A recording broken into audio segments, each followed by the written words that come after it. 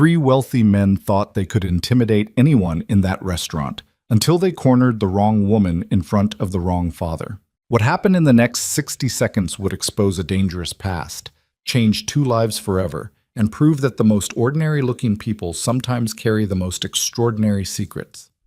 This is the story of a single dad whose worn-out hoodie concealed years of elite military training, and the CEO who saw past his exhaustion to the warrior hiding beneath. Stay until the end, hit that like button, and comment your city so I can see how far this story travels. The lunch rush at Riverside Terrace Cafe hit like it always did, loud, chaotic, and relentless. The clatter of dishes mixed with overlapping conversations, the hiss of the espresso machine, and the constant shuffle of waitstaff weaving between packed tables. Sunlight poured through the floor-to-ceiling windows, catching dust particles floating in the warm air and casting everything in a golden haze that made the whole place feel almost dreamlike. Ryan Carter sat in the far corner booth, the same one he always requested when he could get it. 32 years old, but looking older, he slouched against the cracked vinyl seat wearing faded jeans with a hole in one knee and an old gray hoodie that had seen better days about 5 years ago. Dark circles shadowed his eyes, the permanent kind that came from too many nights working security shifts and too few hours of actual sleep. His brown hair needed a cut. His beard needed a trim. Everything about him screamed exhausted, working-class dad barely keeping his head above water. Across from him, 60-year-old Emma Carter, colored with fierce concentration, her tongue poking out slightly as she carefully stayed inside the lines of a princess castle. Her dark curls, so much like her mother's had been, fell across her forehead as she hunched over her coloring book, completely absorbed in her work. "Daddy, what color should the flag be?" she asked without looking up. Ryan glanced at the drawing. "What do you think?" "Purple. But Maddie at school says flags aren't purple." "Maddie doesn't live in this castle," Ryan said, pushing her chocolate milk closer before she knocked it over again. "Your castle, your rules." Emma grinned and grabbed the purple crayon with renewed confidence. Ryan watched her for a moment, feeling that familiar tightness in his chest, the one that showed up whenever he thought about how much she looked like Sarah. 3 years gone now, and some days it still didn't feel real. Car accident, drunk driver, gone before the ambulance arrived. Emma had been 3 years old, barely old enough to remember her mother's face without photographs. He'd become everything after that. Mother, father, cook, cleaner, homework helper, monster under the bed checker. He worked overnight security shifts at a warehouse 4 nights a week because the pay was slightly better, and it meant he could be home during the day when Emma needed him. He slept in fragments, a few hours after his shift before she woke up.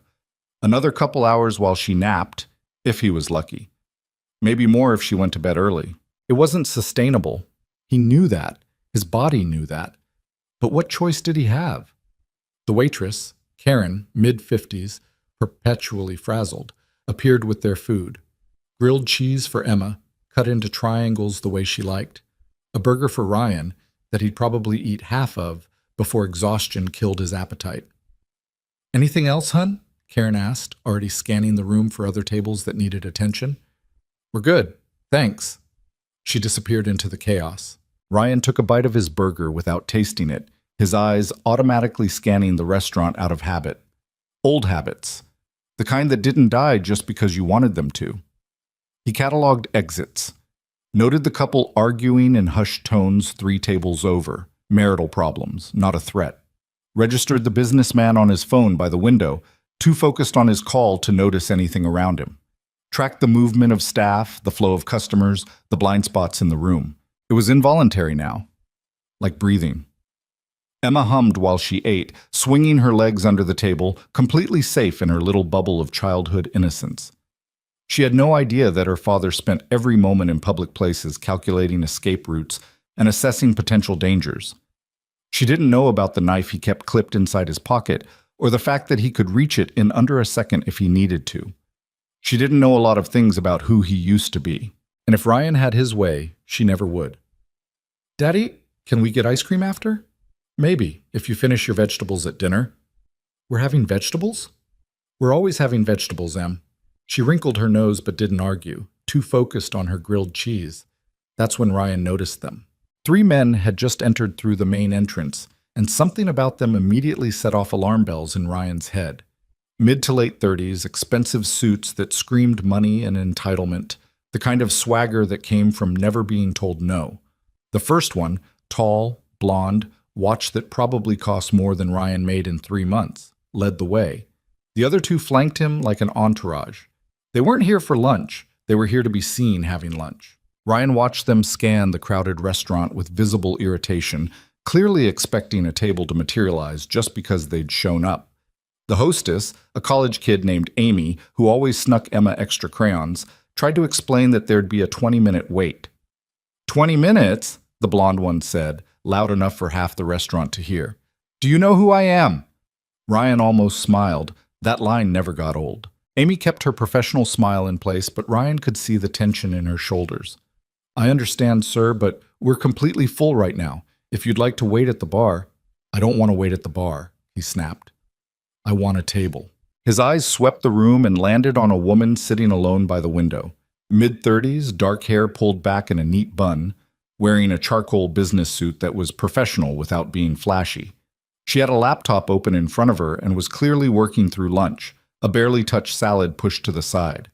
The blonde man's expression shifted into something entitled and predatory.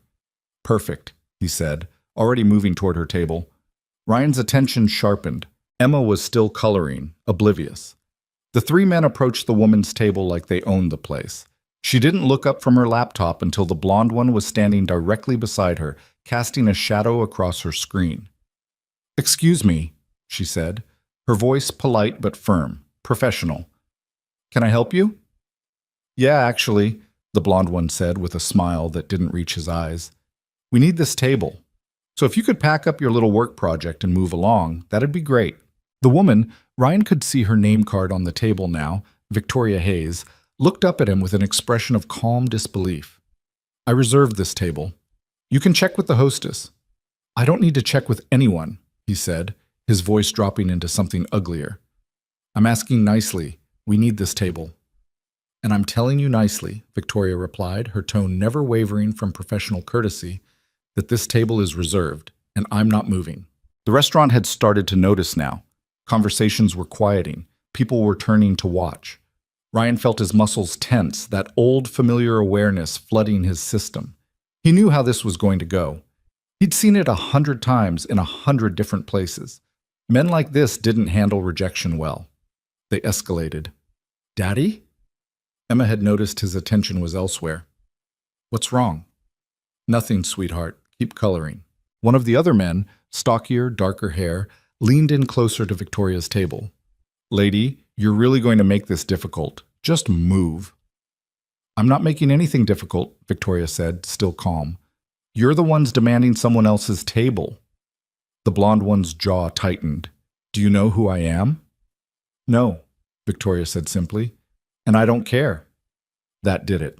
Ryan saw the shift in the man's body language, the way his hands clenched, the way his weight shifted forward, aggression looking for an outlet. Okay, you know what? The blonde man reached for Victoria's laptop. She pulled it back smoothly. Don't touch my things. I'll touch whatever I want, he snarled, and this time he reached for her arm. Ryan was already moving. He didn't think about it, didn't plan it. His body just reacted the way it had been trained to react for years, efficiently, precisely, without hesitation. Emma, stay there, he said quietly as he slid out of the booth. He crossed the restaurant in 4 long strides, his sneakers making no sound on the tile floor. The blonde man's hand was closing around Victoria's forearm when Ryan's hand closed around the blonde man's wrist.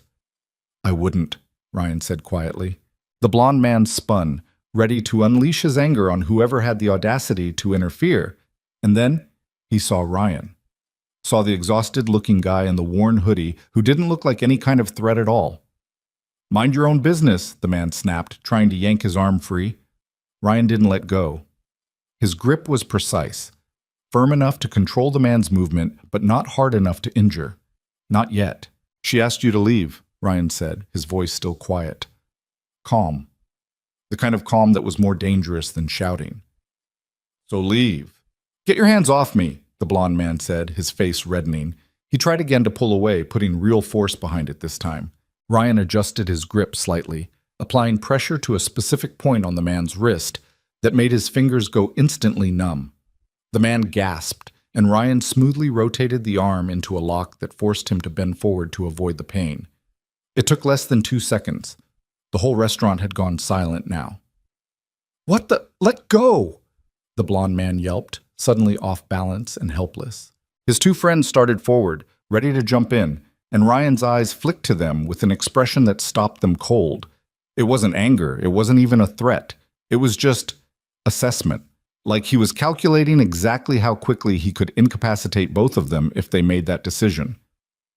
They froze.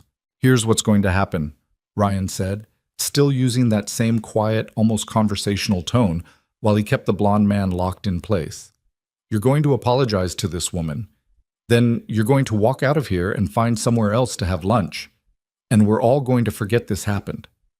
"I'm not apologizing to—" The blond man tried to resist, and Ryan applied just enough additional pressure to make his point. "Try again," Ryan said. The restaurant was dead silent. Even the kitchen had stopped clattering. The blond man's face was red with humiliation and pain, but he could feel every eye in the place on him. He could feel the absolute control Ryan had over his movement, the effortless way this tired-looking dad in a hoodie was making him completely helpless. "I'm sorry," he bit out through clenched teeth.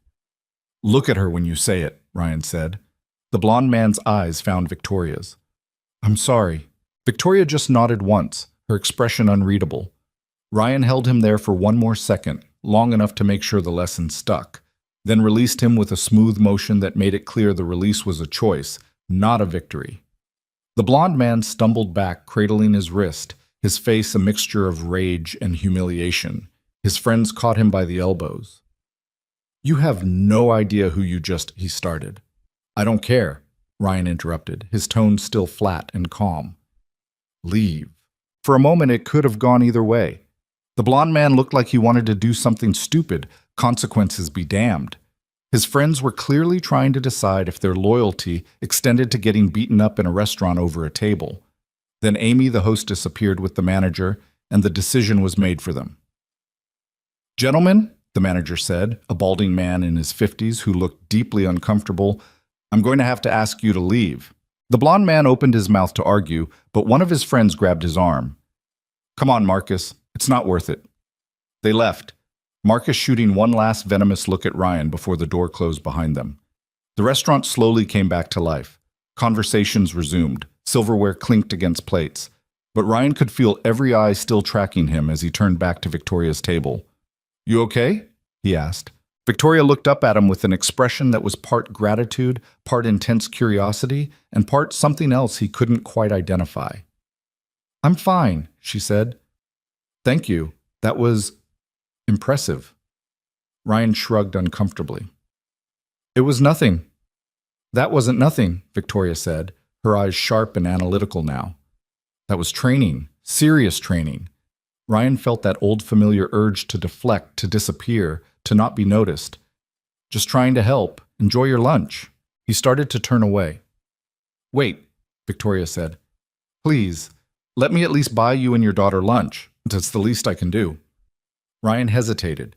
He didn't like attention, didn't like questions, didn't like people looking too closely at him. But Emma had appeared at his elbow, having abandoned her coloring book to see what the commotion was about. "Daddy, why were those men being mean to that lady?" she asked, her hand finding his. Victoria's expression softened immediately when she saw Emma. "They weren't very nice," she said, addressing Emma directly. "But your dad helped me. He's very brave." Emma looked up at Ryan with pride. "My daddy's the bravest." Ryan felt his chest tighten again, different than before, warmer. "Please," Victoria said again, gesturing to the empty chairs at her table.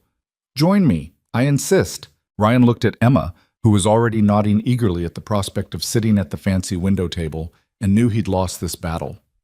"Okay," he said, "just for a few minutes." They moved to Victoria's table, Emma bouncing into the chair across from her while Ryan took the seat that gave him the best view of the entrance and exits. Old habits. "I'm Victoria," she said, extending her hand first to Emma. "What's your name?" "Emma Carter," Emma said, shaking hands with exaggerated seriousness. I'm 6.5. 6.5 is a very important age, Victoria said seriously. And who's this? She gestured to Emma's well-worn stuffed rabbit that went everywhere. That's Mr. Hopsworth, Emma explained. He's shy. I understand completely. I'm Ryan, Ryan added, shaking Victoria's hand. Her grip was firm, confident. Business professional. Ryan, Victoria repeated, studying him with those sharp, analytical eyes. Can I ask what you do for a living? Security, Ryan said automatically, the standard deflection. Night shifts mostly, nothing exciting. Uh-huh, Victoria said, clearly not buying it, but polite enough not to push. Well, your nothing exciting security training just prevented what could have been a very ugly situation. So thank you. Karen reappeared, looking relieved to see the drama was over. Everything okay over here? Perfect, Victoria said. Can you bring their lunch to this table and add it to my bill? You don't have to, Ryan started. I insist, Victoria said firmly. Please. Karen nodded and disappeared again. Emma had already started chattering to Victoria about her coloring book, her school, her best friend Maddie, who had 2 pet hamsters, and the fact that she was learning to read chapter books now. Victoria listened with genuine interest, asking questions and responding with the kind of attention that made Emma light up. Ryan watched the interaction, trying to reconcile the professional CEO who'd faced down 3 aggressive men without flinching with the woman who was now seriously discussing the relative merits of different crayon colors with his 6-year-old. Their food arrived. Emma dug into her grilled cheese while Victoria picked at her salad, and Ryan made himself eat the burger that had gone lukewarm. So, Victoria said after a while, her tone casual, but her eyes still curious. Military? Ryan paused mid-bite. Excuse me? Your training, the way you moved, the way you assessed the situation before acting. The joint lock you used, that wasn't security guard training. That was military, specialized military, if I had to guess. Ryan put down his burger slowly. You seem to know a lot about it. I'm in the security business, Victoria said simply. Corporate security consulting, executive protection, risk assessment. It's what I do. And what you did, she shook her head slightly, that kind of precision doesn't come from weekend self-defense classes. Ryan was quiet for a moment, debating how much to say. Emma was busy making a grilled cheese sandwich for Mr. Hopsworth from her napkin, not paying attention. I used to be military, he finally admitted. Long time ago. Different life. What unit? Can't say. Victoria's eyebrows rose. Can't or won't? Both, she smiled slightly. Fair enough. How long have you been out? About 4 years. And now you work security at where? Distribution warehouse. Overnight shifts. Victoria was quiet for a moment, and Ryan could practically see her mind working, putting pieces together. You left specialized military work to guard a warehouse at night? I left to raise my daughter, Ryan corrected quietly. The warehouse job just pays the bills. Victoria's expression shifted, understanding replacing curiosity. Her mother? Died 3 years ago. I'm sorry. Ryan shrugged, uncomfortable with sympathy. We manage. You more than manage, Victoria said, watching Emma color on Victoria's business notepad with Victoria's expensive pen. She's wonderful. She's everything, Ryan said simply. They ate in silence for a few minutes, Emma filling the quiet with her running commentary on her coloring. Finally, Victoria pulled a business card from her laptop bag and slid it across the table. Ryan picked it up. Victoria Hayes, CEO, and Founder Hayes Strategic Protection Group. The address was downtown. The website looked professional. The card itself was high quality, embossed lettering. We specialize in executive protection, corporate security consulting, and high-level threat assessment, Victoria said. We train security professionals for Fortune 500 companies, government facilities, and high-profile individuals who need more than just a guy in a uniform standing by a door. Ryan set the card down. I'm not looking for a job. Why not? Because I left that world behind. I'm not going back. This isn't that world, Victoria said. This is about protecting people, not hurting them. It's about using your skills to keep people safe, to de-escalate situations before they become violent. What you did today, that's exactly what we train people to do. I appreciate the offer, but at least hear me out, Victoria interrupted gently. Please, what you have, those instincts, that training, that restraint under pressure, it's rare. Most people can't do what you just did. And the ones who can usually can't do it without someone getting hurt. Ryan was already shaking his head. Victoria leaned forward slightly. I'm not asking you to go back to war, Ryan. I'm offering you a chance to use everything you learned in a way that actually helps people. You'd be training others, developing protocols, running assessments. Yes, there would be field work sometimes, but nothing like what you're thinking. I've got Emma to think about, Ryan said. I can't just... Flexible hours, Victoria said immediately. You set your schedule around her school. She's your priority, and I respect that. In fact, I insist on it. Ryan looked at her skeptically. Nobody offers flexible hours for serious security work. I do, Victoria said firmly, because I've learned that the best people are the ones who have something worth protecting. They understand what's at stake better than anyone, and they bring that perspective to every job. Emma tugged on Ryan's sleeve. Daddy, I need to go to the bathroom. Okay, kiddo.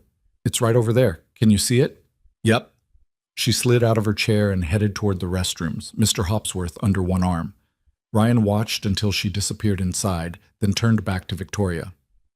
Look, I appreciate what you're trying to do, but the answer is still no. What are you making now? Victoria asked bluntly. At the warehouse? Ryan bristled slightly. That's personal.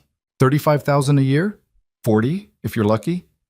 He didn't answer, which was answer enough. I'm offering you $90,000 to start, Victoria said, plus benefits, plus performance bonuses, for a 40-hour week that you schedule yourself around your daughter's needs. You'd make more in 1 year than you've made in the last 3 combined. Ryan felt like he'd been punched. $90,000. He tried to imagine what that kind of money could do. A real house instead of their cramped 2-bedroom apartment. A college fund for Emma. No more choosing between fixing the car and buying groceries. Why? He asked. You don't know me. You watched me for 5 minutes. I watched you assess a situation, intervene at exactly the right moment, neutralize a threat without causing injury, and de-escalate everything before it became a disaster, Victoria said. And you did it all while making sure your daughter felt safe. That tells me everything I need to know about your judgment, your skill level, and your priorities. Emma emerged from the bathroom and started back toward their table. Just think about it, Victoria said, pushing the business card back toward him. That's all I ask. My number's on there. Call me if you change your mind. Ryan pocketed the card without looking at it again. I won't, but thank you for lunch. Victoria smiled. Thank you for reminding me that there are still people who step up when it matters. They said their goodbyes. Emma hugged Victoria enthusiastically before they left, making Victoria promise to have lunch with them again sometime. Ryan led Emma back out into the bright afternoon, his mind churning. $90,000, flexible hours, a chance to actually use his training for something other than watching empty loading docks. He pushed the thoughts away as they walked to his beat-up Honda in the parking lot. Emma chattered about the nice lady with the pretty laptop and how she'd let Emma keep her fancy pen. That night, after Emma was asleep, Ryan sat at their small kitchen table and pulled out Victoria's business card. He'd looked up the company on his phone. Hayes Strategic Protection Group was legitimate, more than legitimate. They contracted with major corporations, had government certifications, glowing reviews from clients. Victoria Hayes herself was impressive. MBA from Penn, former consultant with a major firm before starting her own company 5 years ago. She'd built it from nothing into a multi-million-dollar operation, and she'd offered him $90,000. Ryan stared at the card for a long time, thinking about Emma's worn-out shoes and the leak in their apartment bathroom that the landlord kept promising to fix, thinking about the electricity bill he'd been late paying last month, thinking about Emma asking if they could go to the zoo, and him having to say maybe next month, knowing next month wouldn't be any different. He thought about the warehouse, the endless nights watching security monitors, the boss who treated him like he was disposable, the paycheck that never quite stretched far enough. Then he thought about Victoria's eyes when she'd talked about protection versus violence, about using his skills to help instead of hurt. His phone was in his hand before he fully realized he'd made a decision. The call connected after 2 rings. Victoria Hayes. It's Ryan Carter, he said, from the restaurant. There was a pause, then he could hear the smile in her voice. I was hoping you'd call. I want to hear more, Ryan said. About the job. No promises, but I'll listen. That's all I ask, Victoria said. When can you come in? They set a meeting for the following Tuesday, Emma's day at his mother's house. After he hung up, Ryan sat in the quiet kitchen, staring at nothing. This could be a mistake. This could be the best decision he'd ever made. He had no idea which. But for the first time in 3 years, he felt like maybe, just maybe, there was a way forward that wasn't just survival. Emma's door creaked open and she padded out in her pajamas, dragging Mr. Hopsworth. Daddy? Can't sleep. Bad dream? She shook her head. Just wanted to make sure you were here. Ryan picked her up, even though she was getting too big for it, settling her on his lap. I'm always here, Em. The nice lady from lunch was pretty, Emma said sleepily. I liked her. Yeah, Ryan said quietly. Me too. Emma yawned. Are we going to see her again? Ryan looked at the business card still sitting on the table. Maybe, he said. Maybe we will. He carried Emma back to bed, tucked her in, and stood in her doorway for a long moment watching her sleep. Every decision he made for her. Every risk he took had to be worth it. This felt worth it. He just hoped he was right. Tuesday morning arrived with the kind of nervous energy Ryan hadn't felt in years.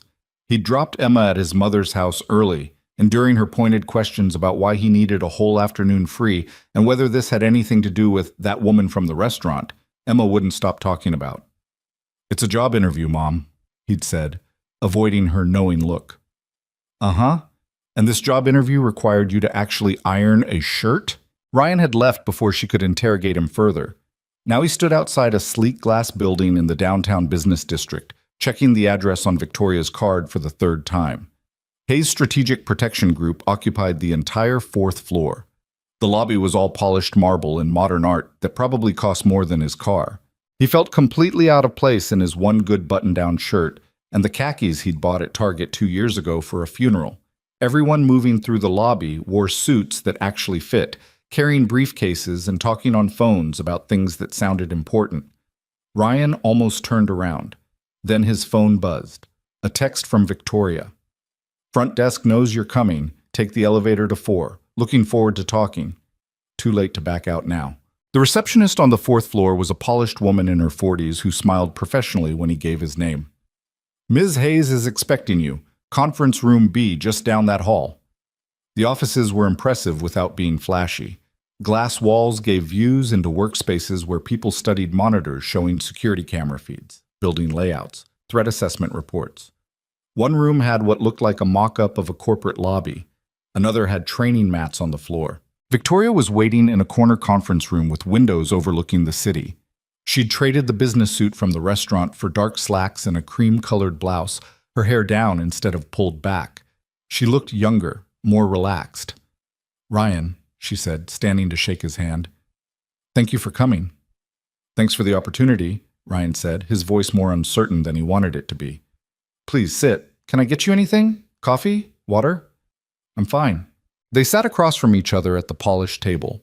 Victoria had a folder in front of her but didn't open it immediately. I'm glad you called, she said. I wasn't sure you would. I wasn't sure either, Ryan admitted. Victoria smiled slightly. Fair enough. So let me start by telling you what we do here, and then you can decide if it's something you'd even be interested in.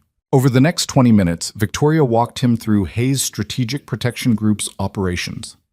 They had 3 main divisions: corporate security consulting, where they assessed vulnerabilities and developed protection protocols for companies; executive protection, providing trained personnel for high-risk individuals; and training, where they developed and taught defensive tactics to security professionals. We're not bodyguards standing around looking intimidating, Victoria explained. We're strategic. We identify threats before they materialize. We create environments where violence becomes unnecessary because we've already controlled the variables. How'd you get into this? Ryan asked. Victoria's expression shifted slightly, becoming more guarded. I worked corporate consulting for years. Mergers, acquisitions, reorganization. I was good at it, made good money, but I had a client, CEO of a tech company, who started receiving threats, serious ones. The security company they hired was, she paused, choosing her words carefully, incompetent, all muscle, no brains. The CEO ended up getting hurt during what should have been a routine transfer between locations. What happened? The security team panicked when a photographer got too close. One of them shoved the guy, the photographer fell and hit his head. Suddenly, there's a lawsuit and a PR nightmare, and the CEO caught in the middle of it all. And I thought, there has to be a better way to do this. Protection shouldn't create more problems than it solves. Ryan nodded slowly. He'd seen plenty of security operations that operated on intimidation rather than intelligence. So you started this company 5 years ago, started small, just me and 2 contractors. Now we've got 20 full-time staff and another 30 we bring in for specific contracts. She leaned forward slightly. And we're growing fast, which is why I need people who actually understand what they're doing. What makes you think I'm that person? Because you didn't hurt that guy at the restaurant, Victoria said simply. You could have, easily. I saw how you moved. You had complete control of that situation. You could have broken his arm, dislocated his shoulder, put him on the ground in a way that would have sent him to the hospital. But you didn't. You used exactly the amount of force necessary to stop the threat, and no more. That's not just training, Ryan. That's judgment. Ryan was quiet for a moment. I spent a long time learning how to hurt people, he finally said. I don't want to do that anymore. I'm not asking you to, Victoria said. I'm asking you to teach people how to protect without hurting. There's a difference. She opened the folder and pulled out several documents. This is what I'm proposing. You'd start as a senior training specialist, developing and implementing defensive protocols. You'd work with our corporate clients, assess their security setups, train their personnel. Some field work would be involved, accompanying clients during high-risk situations, evaluating real-world scenarios, but the focus would be on prevention and de-escalation. She slid a paper across the table. Ryan looked at the salary figure and felt his stomach drop. $95,000. She'd lowballed it on the phone. That's starting salary, Victoria continued. Performance bonuses can add another $15,000 to $20,000. Full benefits, health, dental, vision, 4 weeks paid vacation. And like I said, flexible scheduling. You tell me what hours work around your daughter, and we make it happen. Ryan stared at the number. With that kind of money, he could move out of the apartment.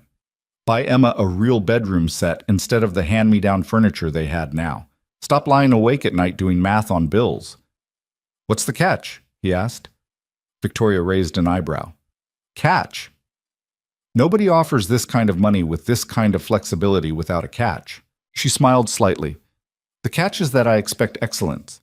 I expect you to show up prepared, to put in the work, to actually care about what you're doing. I don't tolerate laziness or half measures, and I expect honesty. If something's not working, if you need help, if you disagree with a decision, you tell me. I'd rather have hard conversations than pleasant surprises. That's it? That's it, Victoria paused. Well, that and you'll have to pass a background check, drug screening, the usual. But I'm assuming that's not a problem? It's not. Then the job's yours if you want it. Ryan looked at the papers again, then back at Victoria. Why me? You barely know me. Victoria was quiet for a moment, her expression thoughtful. Can I be honest with you? Please? This company is my life's work, she said slowly. I built it from nothing, and I'm proud of what we've accomplished. But we're at a point where we could either keep growing or plateau. And the difference between those two outcomes is people. I can teach tactics, I can teach protocol, but I can't teach judgment, and I can't teach that quality you showed at the restaurant, that ability to read a situation and respond with exactly the right level of force at exactly the right moment. That's instinct developed over years of real experience. And it's rare. She met his eyes directly. You're not the first person with military experience I've tried to hire, but most of them either can't let go of the aggressive mindset, or they're so traumatized by what they've been through that they can't function in civilian situations. You're different.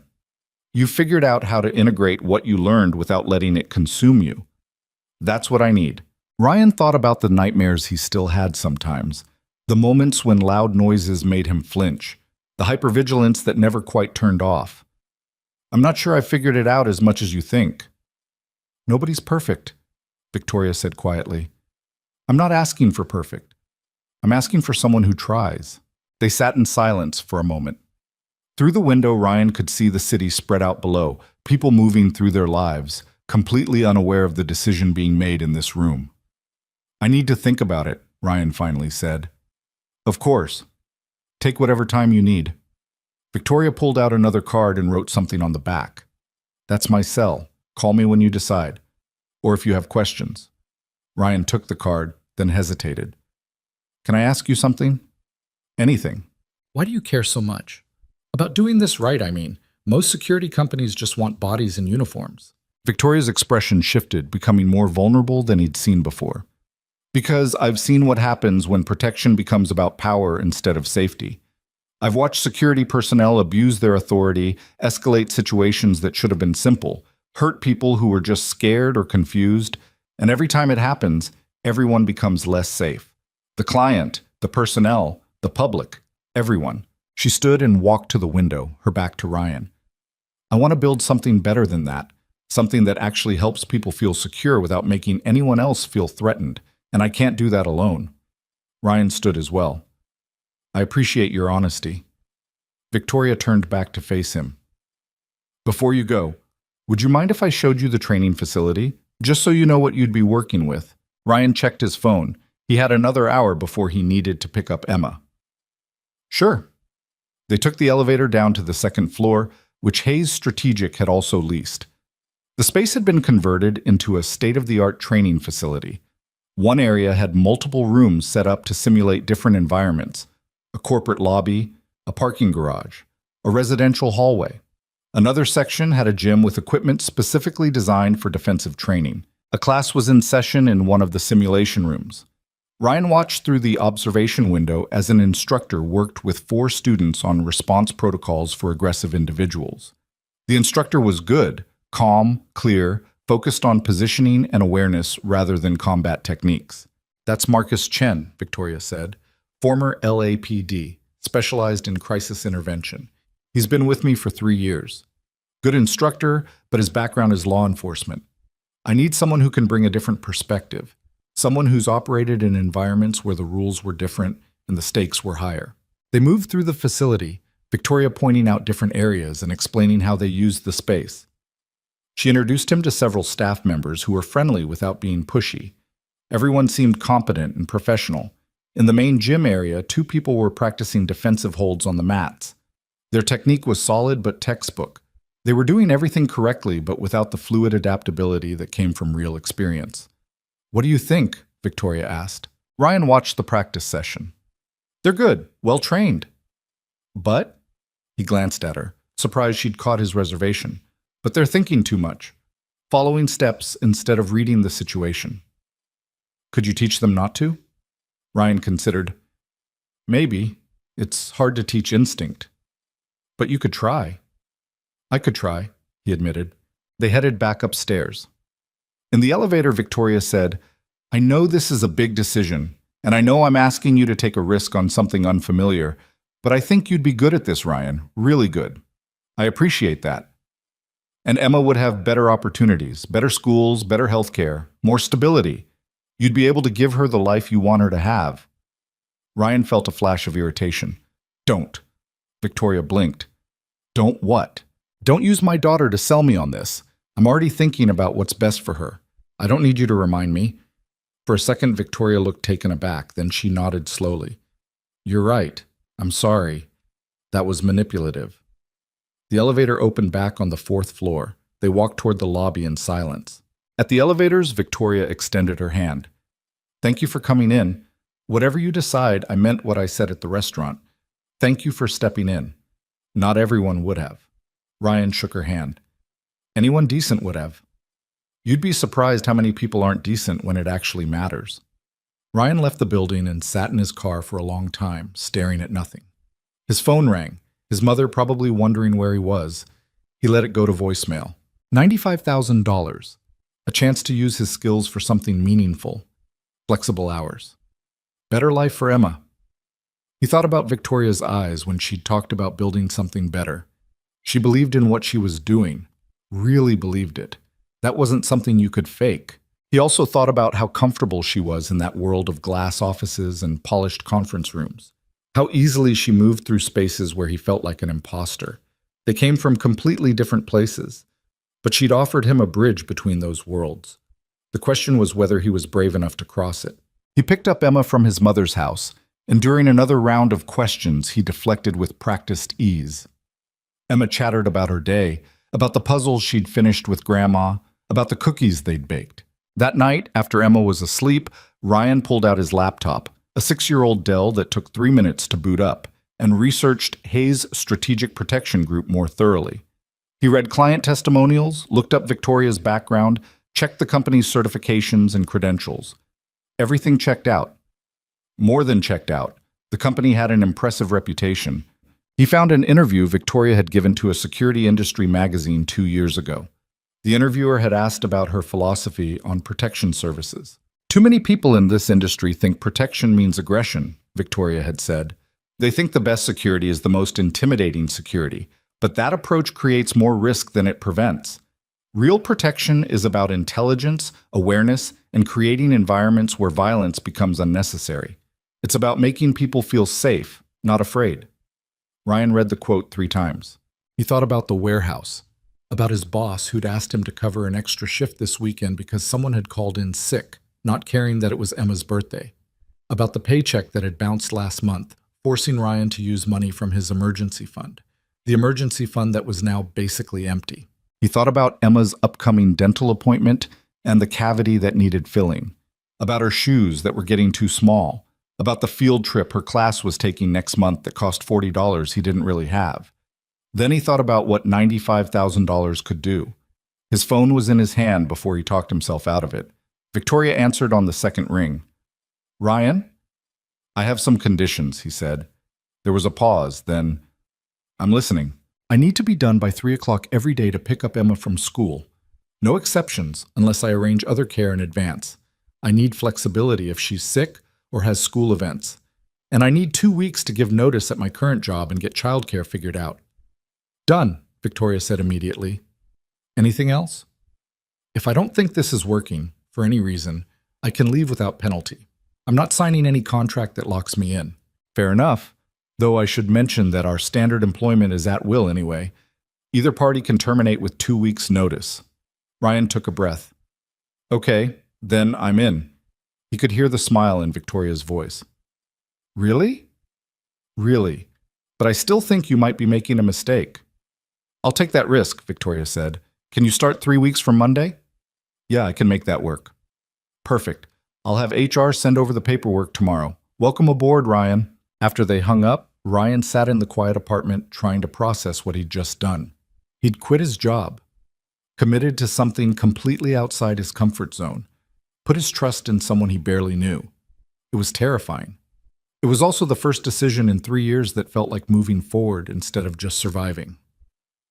Emma's door creaked open. She padded out in her unicorn pajamas, rubbing her eyes. "Daddy, you're talking loud." "Sorry, sweetheart. Did I wake you?" She climbed into his lap, still half asleep. "Who were you talking to?" "The nice lady from the restaurant, Ms. Hayes." Emma perked up slightly. "Really? Why?" "Because I'm going to work for her, at her company." "Does that mean we'll see her more?" "Probably, yeah." Emma smiled sleepily. "Good. I liked her. She was nice to Mr. Hopsworth." Ryan carried her back to bed, tucked her in, kissed her forehead. "Get some sleep, Em." "Daddy?"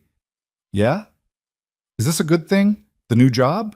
Ryan paused in the doorway. "I think so, sweetheart. I really think so." "Okay," Emma yawned. "Love you." "Love you too, kiddo." The next 3 weeks passed in a blur of preparation and anxiety. Ryan gave notice at the warehouse. His boss barely reacted, just asked if he could work through the weekend. He arranged for Emma to go to after-school care 2 days a week, and his mother to pick her up the other 3. He filled out more paperwork than he'd seen in his entire military career. Background check, drug test, benefits enrollment, tax forms. The background check made him nervous. His military service was largely classified, buried under redactions and security protocols. But whatever Victoria's HR department found, it apparently satisfied them because they cleared him without questions. His last night at the warehouse felt anticlimactic. He turned in his uniform shirt and security badge to a supervisor who barely looked up from his phone. 4 years of overnight shifts reduced to a signature on a checkout form. Emma was excited about his new job in the way kids got excited about things they didn't fully understand. She told everyone at school that her daddy was going to work at an important office with the nice lady who bought them lunch. Ryan's mother was more skeptical.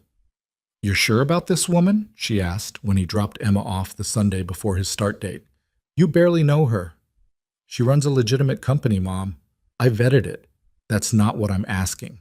Ryan sighed. "What are you asking?" His mother gave him that look, the one that said she could still see through him the way she had when he was 12 years old.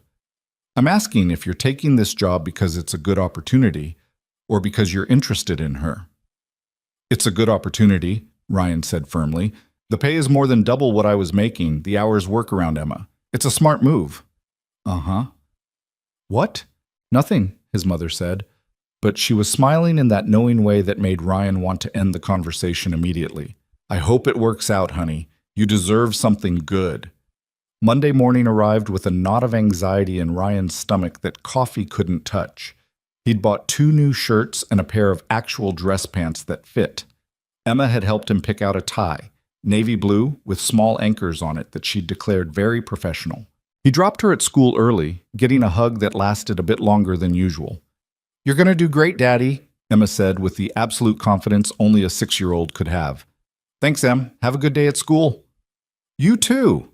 The Hayes Strategic Building looked even more intimidating on his first official day. Ryan took the elevator to the 4th floor where the same receptionist from his interview greeted him with a smile. "Ryan Carter, right? Welcome. Ms. Hayes asked me to send you to her office when you arrived."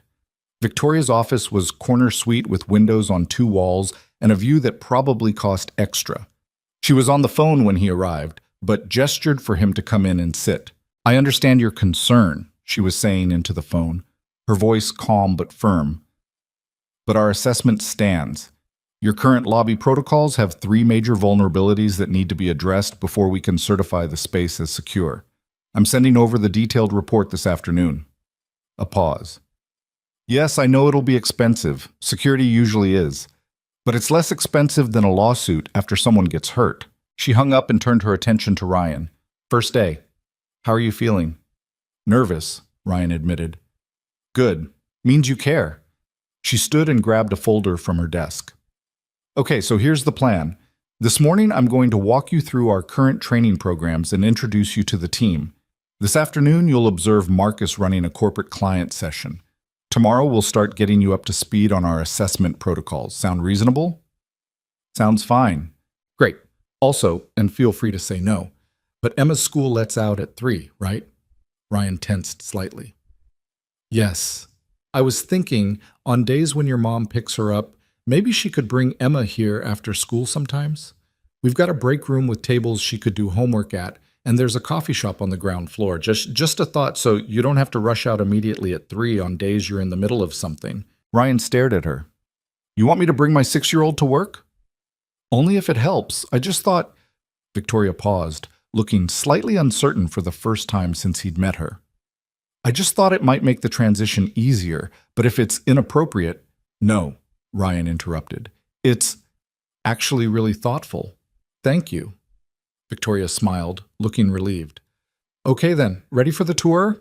She walked him through the office, introducing him to what felt like dozens of people whose names he'd never remember. The operations manager, the lead consultant, the HR director, 3 trainers, the IT guy, several administrative staff. Everyone was friendly and professional, welcoming him without making a big deal about it. Marcus Chen, the lead trainer Victoria had mentioned, shook his hand with a firm grip and a measuring look. "Heard you've got some interesting background," Marcus said. "Looking forward to working with you." "Same," Ryan said, not sure what else to add. In the break room, Victoria poured them both coffee and leaned against the counter. "Overwhelmed yet?" "Getting there. It'll get easier. First few days are always information overload." She took a sip of her coffee. "Marcus is going to be your main point of contact for training operations. He's been doing this for a while, knows the systems inside and out. Learn from him, and don't be afraid to push back if you think something could be done better." "He seems reserved," Victoria laughed. "Marcus doesn't trust easily. He'll warm up once he sees what you can do. Just give him time." The morning passed in a blur of procedures, protocols, and systems. Ryan tried to absorb everything while fighting the feeling that he was in over his head. This wasn't like the military, where orders were clear and chains of command were absolute. This was corporate, with layers of client relations and legal considerations and diplomatic approaches to telling people their security was inadequate. By lunch, his head was spinning. Victoria took him to a small Italian place 2 blocks from the office. They sat at a corner table, and Ryan gratefully dug into a meatball sub while Victoria picked at a caprese salad. "So," she said after a few minutes, "honest assessment. What do you think so far?" Ryan swallowed his bite. "I think I have no idea what I'm doing." "That's normal." "Is it? First day?" "Absolutely." Victoria set down her fork. "Look, I'm not expecting you to master everything immediately. There's a learning curve. But you've got the foundation, the tactical knowledge, the situational awareness, the judgment. Everything else is just learning our systems." "What if I can't?" Ryan asked quietly. "What if I'm not cut out for this?" Victoria met his eyes directly. "Then we figure it out together. But I don't think that's going to happen. You're underestimating yourself." "You're the only one who thinks that." "Then everyone else is wrong," she said simply. "Eat your sandwich. We've got a client session this afternoon, and I want you to see what we actually do." The afternoon session was held in one of the simulation rooms. The client was a pharmaceutical company upgrading their executive protection protocols. Marcus led the training with 3 of the company's security personnel, walking them through scenarios involving aggressive protesters, suspicious packages, and unauthorized building access. Ryan watched from the observation room with Victoria, studying Marcus's teaching style. He was thorough, patient, and excellent at breaking down complex responses into manageable steps. But Victoria was right. There was a textbook quality to it. Everything was by the numbers. "What would you do differently?" Victoria asked quietly. Ryan watched as Marcus had the team practice a specific hold for restraining an aggressive individual. "I'd start with reading body language," he said, "teaching them to recognize aggression before it becomes physical so they can de-escalate earlier. The hold is fine, but if you're using it, you've already missed 3 opportunities to prevent the situation." Victoria smiled. "That's exactly what I hired you for." After the session, Marcus joined them in the observation room, wiping sweat from his forehead. "How'd they look?" "Good," Victoria said. "They're learning fast." Ryan was just offering some thoughts on threat recognition. Marcus turned to Ryan with interest. "Yeah? What's your take?" Ryan hesitated, not wanting to criticize, but Marcus seemed genuinely curious. "I think they're focused on response over prevention. They're learning what to do when things go wrong, but not how to spot the signs before they get there." Marcus considered this. "You think we should spend more time on behavioral recognition?" "I think it'd help. Most situations you can see coming if you know what to look for." "Huh." Marcus rubbed his jaw thoughtfully. "Might be worth developing a module on that. You want to take a crack at it?" Ryan blinked. "I've been here 8 hours." "So, you've got the expertise. Victoria hired you for a reason." Marcus clapped him on the shoulder. "Think about it. Could be a good project for your first month." After Marcus left, Victoria turned to Ryan with a knowing smile. "See, you're going to fit in just fine." Ryan wasn't so sure, but he was starting to think that maybe, just maybe, he could actually do this. The day ended with more paperwork and Victoria walking him through the computer systems. At 2:45, she looked up from the training schedule they were reviewing. "You should probably head out. Don't want to be late for Emma." Ryan checked his phone, surprised at how fast the time had gone. "Yeah, thanks. Same time tomorrow?" "I'll be here." He made it to Emma's school with 5 minutes to spare. When she came running out with her backpack bouncing, her face lit up. "How was your first day?" she asked as she buckled into her car seat. "It was good," Ryan said, realizing he meant it. "Really good." "Did you see Miss Hayes?" "All day. She's my boss." "That's good," Emma said seriously. "She's nice. Nice people should be bosses." Ryan smiled as he pulled out of the parking lot. "You're absolutely right, kiddo." That night, after Emma was in bed, Ryan sat at his kitchen table with his laptop and started sketching out ideas for a threat recognition training module. He had no idea if Marcus had been serious about him developing it, but the concept had grabbed hold of his brain and wouldn't let go. His phone buzzed with a text from Victoria. "Forgot to say, you did great today. See you tomorrow." Ryan stared at the message for a moment, then typed back, "Thanks for the opportunity." Her response came immediately. "Thank you for taking it." Ryan set his phone down and went back to his notes, feeling something he hadn't felt in a long time. Hope. 6 months passed faster than Ryan thought possible.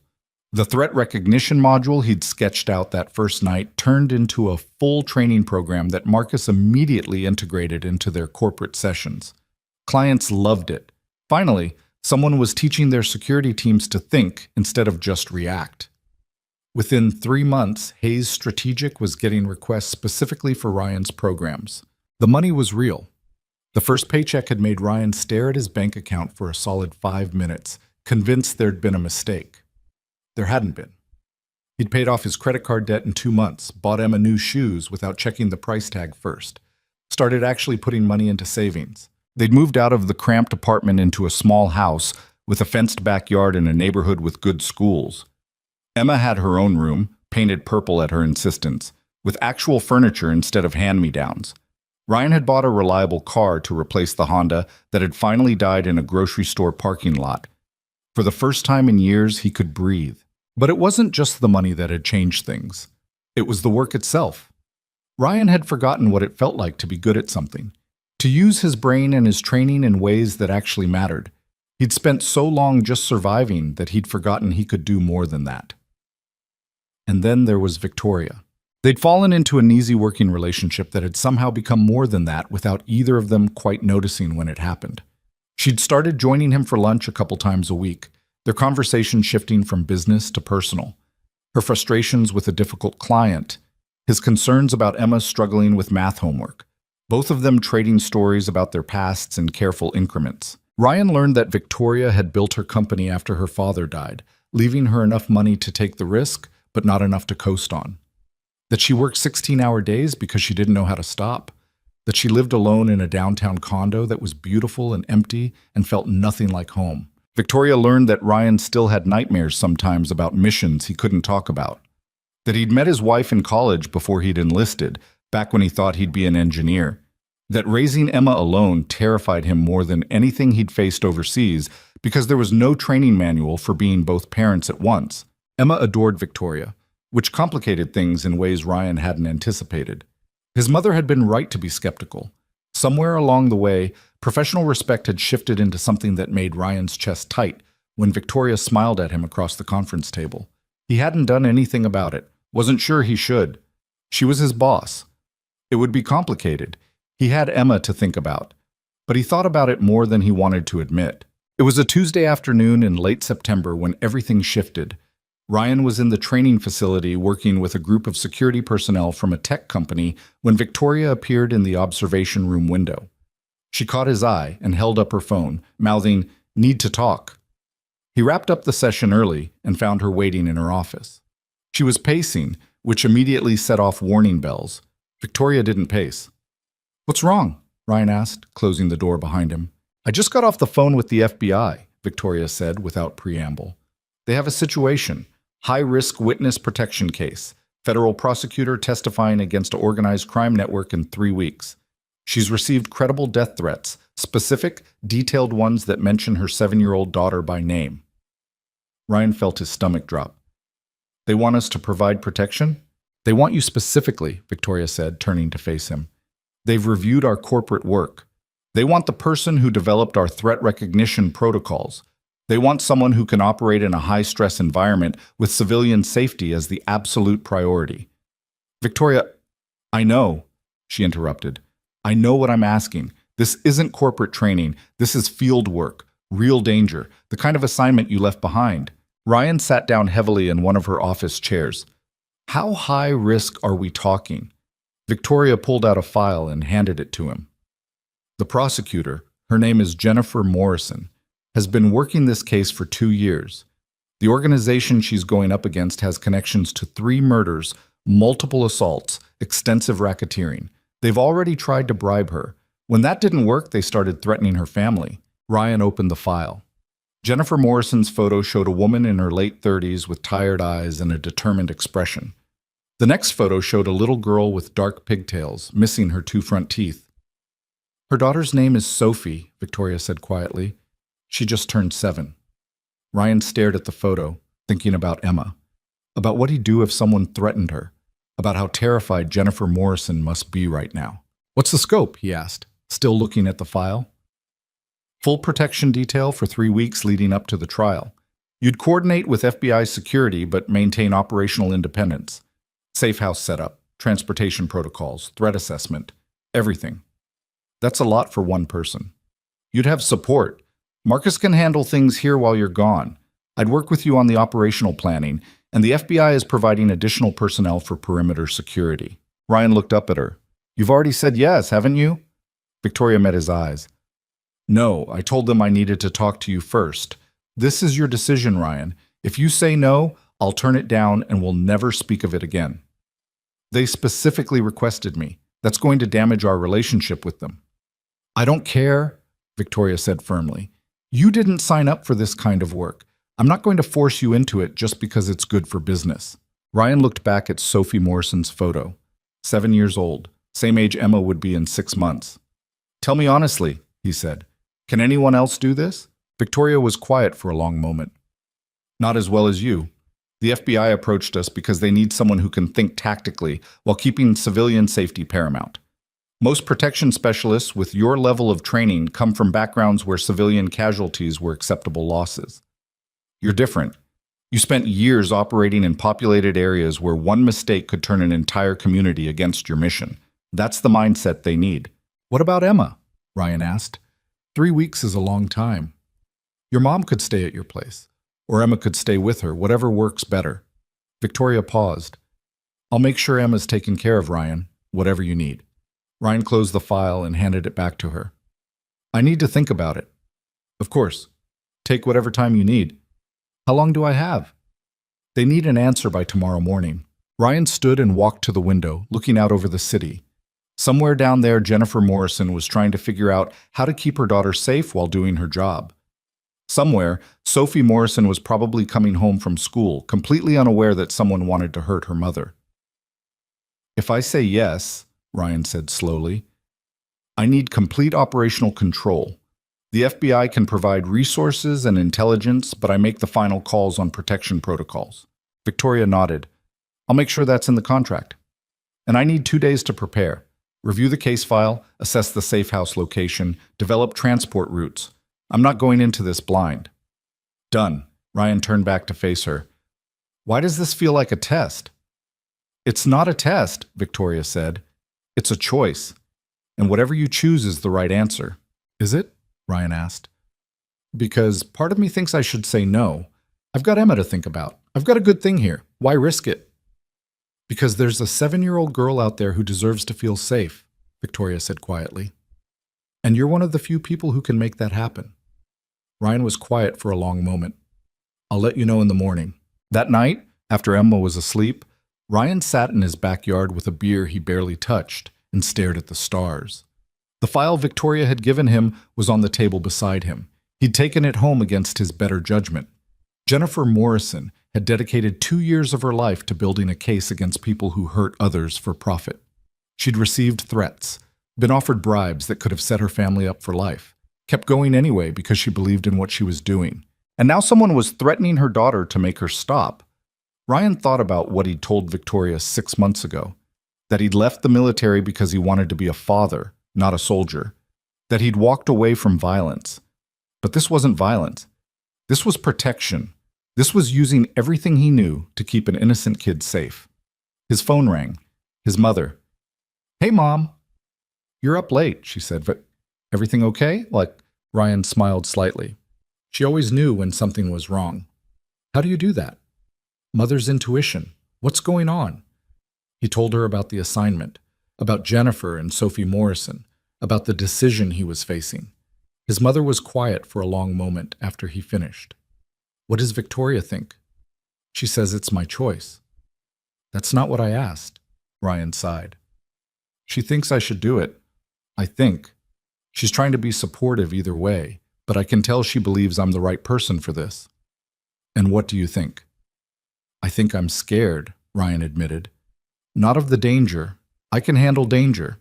I'm scared of what happens if I fail, if I miss something and someone gets hurt. If Sophie Morrison ends up traumatized because I wasn't good enough.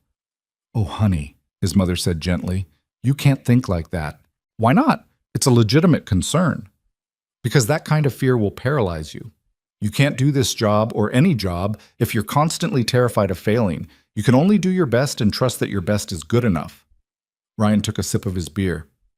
What would Dad say? His mother laughed softly. His father had died when Ryan was 20, just before he'd enlisted. Your father would say that fear is the price of caring, and that caring is what makes you good at what you do. That sounds like him. He'd also tell you that Emma needs a father who stands up when it matters, not because he's perfect or fearless, but because he knows it's right. Ryan thought about Emma, asleep upstairs in her purple room, about the life he was building for her, about the example he was setting. If I do this, he said slowly, I need you to stay at the house with Emma. 3 weeks. Can you do that? Of course I can, his mother said immediately. You know I love spending time with her. It might be difficult. She's going to ask questions about where I am and why I left. I'll handle it, his mother said firmly. You just focus on keeping that little girl and her mother safe. After they hung up, Ryan sat in the quiet for a while longer. Then he pulled out his phone and texted Victoria. I'm in. Let's keep them safe. Her response came 2 minutes later. I knew you'd say yes. FBI briefing tomorrow at 9. I'll be there with you. The next morning, Ryan and Victoria sat in a secure conference room at the FBI field office downtown. 3 agents were there. Special Agent David Richardson, a grizzled veteran in his 50s who ran organized crime investigations. Special Agent Laura Chen, younger, sharp-eyed, clearly the tactical specialist. And Special Agent Marcus Webb, who apparently handled witness coordination. Richardson did most of the talking, walking them through the case against the crime organization and the specific threats against Jennifer Morrison. They're not subtle, Richardson said, sliding crime scene photos across the table.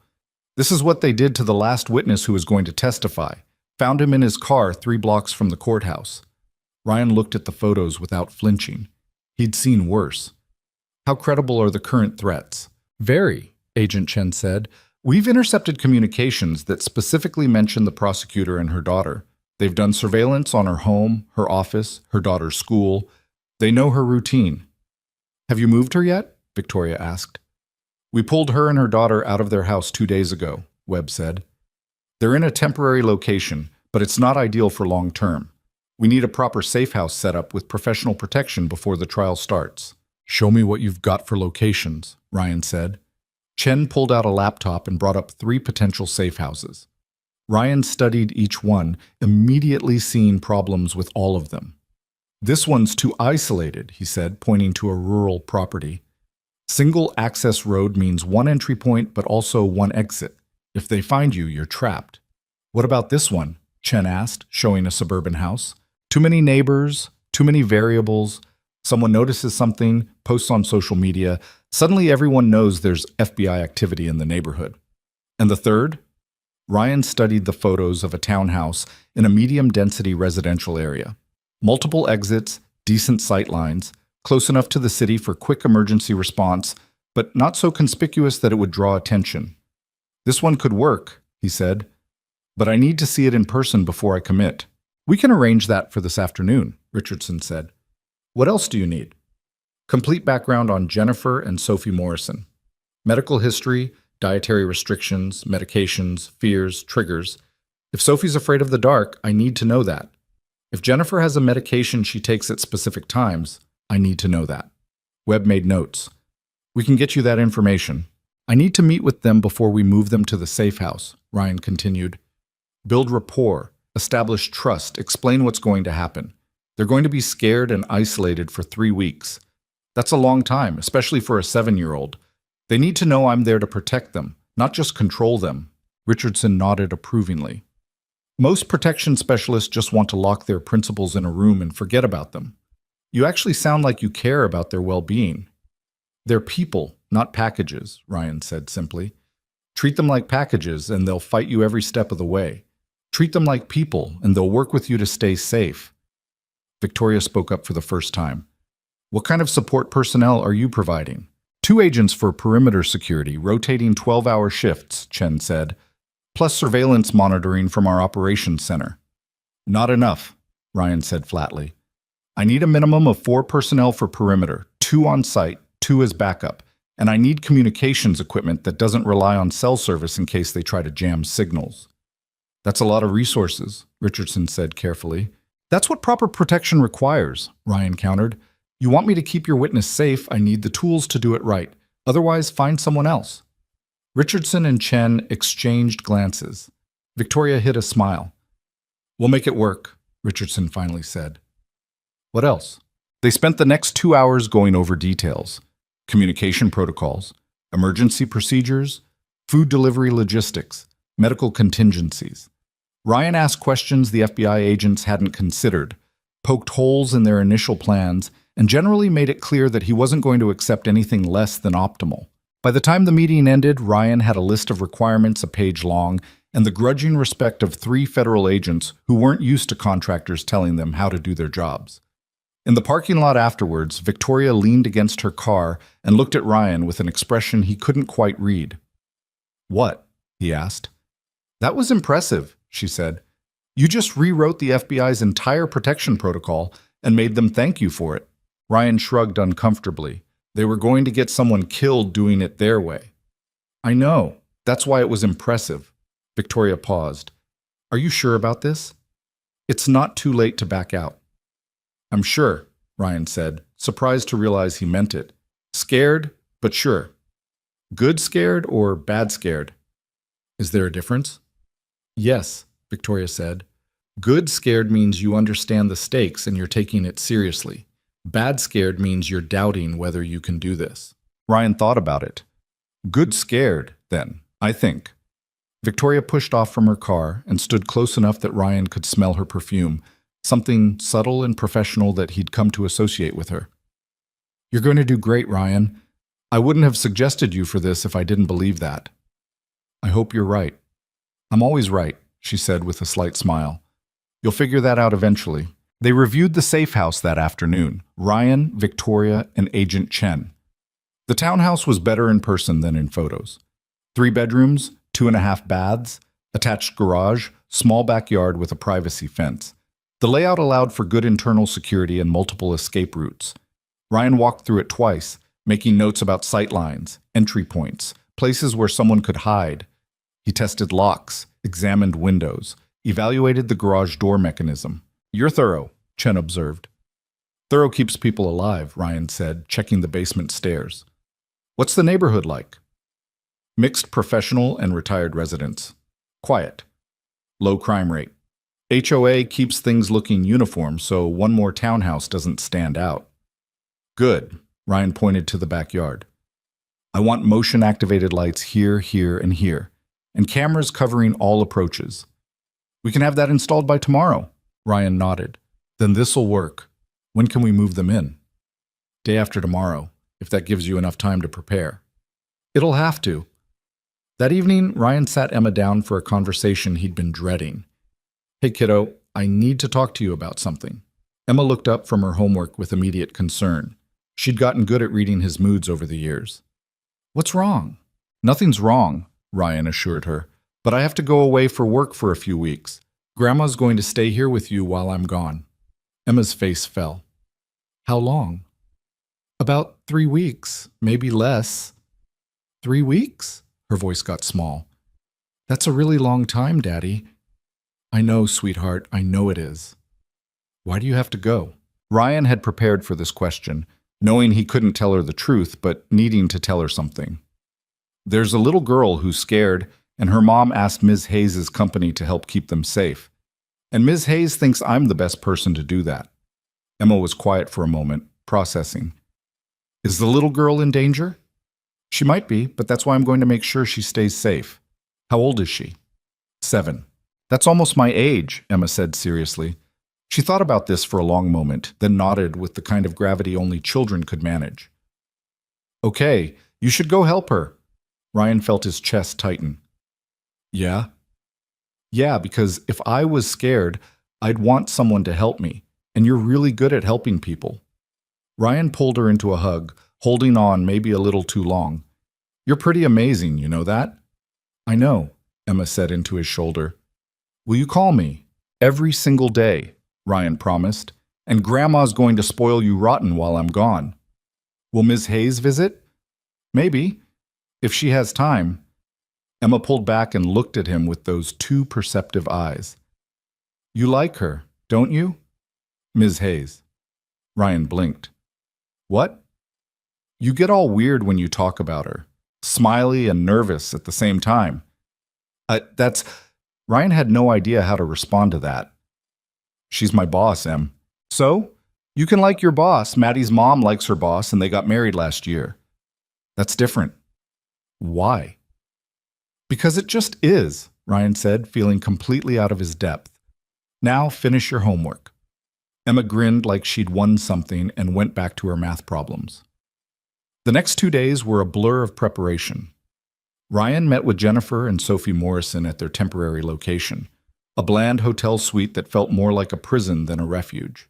Jennifer Morrison was wound tight as a spring, exhausted and terrified, but trying to hold it together for her daughter. Sophie was quiet and withdrawn, clutching a stuffed elephant and refusing to make eye contact. Ryan sat down on the floor so he was at Sophie's eye level. Hi, Sophie. I'm Ryan. That's a cool elephant. Sophie hugged the elephant tighter, but didn't respond. Does your elephant have a name? A slight nod. Can I know what it is? Very quietly. Peanut. Peanut is an excellent name for an elephant, Ryan said seriously. I have a daughter who's almost your age. She has a rabbit named Mr. Hopsworth. That got a slight smile. They talked, or rather Ryan talked, and Sophie gradually warmed up for 20 minutes about stuffed animals and favorite colors and what kind of books she liked. Jennifer watched with a mixture of gratitude and wariness. After Sophie had been coaxed into watching a movie in the other room, Jennifer turned to Ryan with tears in her eyes. Thank you, she said quietly. The other agents, they're good people, but they don't know how to talk to her. She's been terrified. I have a daughter, Ryan said simply. I can't imagine what you're going through. Can you really keep us safe? Ryan met her eyes directly. I'm going to do everything in my power to make sure nothing happens to either of you, but I need you to trust me and follow my instructions even when they don't make sense. Can you do that? Jennifer nodded. Whatever it takes. The move to the safe house happened before dawn 2 days later. Ryan coordinated with the FBI team, checking and rechecking every detail. Jennifer and Sophie were transported in an unmarked van with tinted windows. Ryan followed in a separate vehicle, his eyes constantly scanning for anything out of place. The safe house had been transformed. Motion lights installed, cameras covering every approach. Basic furniture that was comfortable without being luxurious. Ryan had specifically requested kid-friendly touches. Sophie's room had been painted yellow with some toys and books already waiting. Sophie's face lit up when she saw her room. It's like Belle's room. Yellow! Ryan caught Victoria's eye. She'd been the one who coordinated the room setup. She smiled and shrugged like it was nothing. They settled into a routine over the first few days. Ryan established protocols that kept Jennifer and Sophie safe while maintaining some sense of normalcy. Meals were delivered, but Ryan always checked them first. Sophie had schoolwork sent over that she completed at the kitchen table. Jennifer worked on trial preparation from a secure laptop. Ryan called Emma every night at 8 o'clock sharp. She'd tell him about school, about what she and Grandma had done that day, about Mr. Hopsworth's latest adventures. Her voice was the only thing that kept him grounded. Victoria called him every few nights, ostensibly to check on the assignment, but really just to talk. She told him about office gossip, about Marcus accidentally locking himself in a storage closet, about the new client who thought their company needed a tiger mascot for some inexplicable reason. How are you holding up? She asked one night. Tired, Ryan admitted. But okay, Morrison and Sophie are doing better. Sophie's starting to come out of her shell. And you're being careful? Always. There was a pause. Emma misses you. She stopped by the office yesterday with your mom. Ryan smiled. Yeah? How'd she seem? Happy. Excited to tell me about her spelling test. She made me promise to tell you she got 100%. She's getting good at spelling. She's getting good at a lot of things. Victoria said softly. You're doing a great job with her, Ryan. Thanks. That means a lot. Another pause, this one longer. Be safe, okay? I know you're focused on protecting them, but don't forget to protect yourself, too. I will, Ryan promised. After they hung up, Ryan sat in the quiet safe house and thought about how much his life had changed in less than a year. How Victoria had taken a chance on an exhausted single dad in a worn-out hoodie and given him a future he'd never imagined. How somewhere along the way, she'd become more than just his boss. He pushed the thought away and went back to work. There'd be time to figure out what that meant later. Right now, he had a job to do. The first real threat came on day 9. Ryan was running through his morning perimeter check when he noticed it, a white sedan parked 3 houses down that hadn't been there the night before. Same model he'd seen twice in the past week in different locations. Could be coincidence. Probably was coincidence. But Ryan didn't believe in coincidences anymore. He texted Agent Chen immediately. White Camry, 3 houses east, plates Hotel Charlie 7294, run it. Her response came back within minutes. Registered to rental company. Checked out 4 days ago to cash customer. No name on file. Ryan's stomach tightened. He circled back to the safe house through the rear entrance, checking sight lines and exposure points. The Camry had a clear view of their front door. Stay away from windows, he told Jennifer quietly when he came inside. She was making coffee in the kitchen while Sophie watched cartoons in the living room. Jennifer's face went pale. What's wrong? Probably nothing, just being cautious. He kept his voice calm, but she'd been around enough law enforcement to know when someone was lying to make her feel better. Should we move? She asked, her hand shaking slightly as she set down the coffee pot. Not yet. Let me handle it. Ryan spent the next 3 hours monitoring the vehicle from different angles, documenting everything. The Camry didn't move. No one got in or out, but someone was definitely inside. He could see slight movements through the tinted windows. Agent Chen arrived with backup at noon, approaching the vehicle with tactical precision. Ryan watched from the safe house camera feed, his hand resting on the sidearm the FBI had cleared him to carry for this assignment. The Camry's driver turned out to be a private investigator conducting insurance fraud surveillance on a completely different house. Wrong place, wrong time, wrong target. Chen verified his credentials and sent him on his way with a warning about parking in the area. False alarm. But Ryan couldn't shake the tension that had settled into his shoulders. The trial was 12 days away.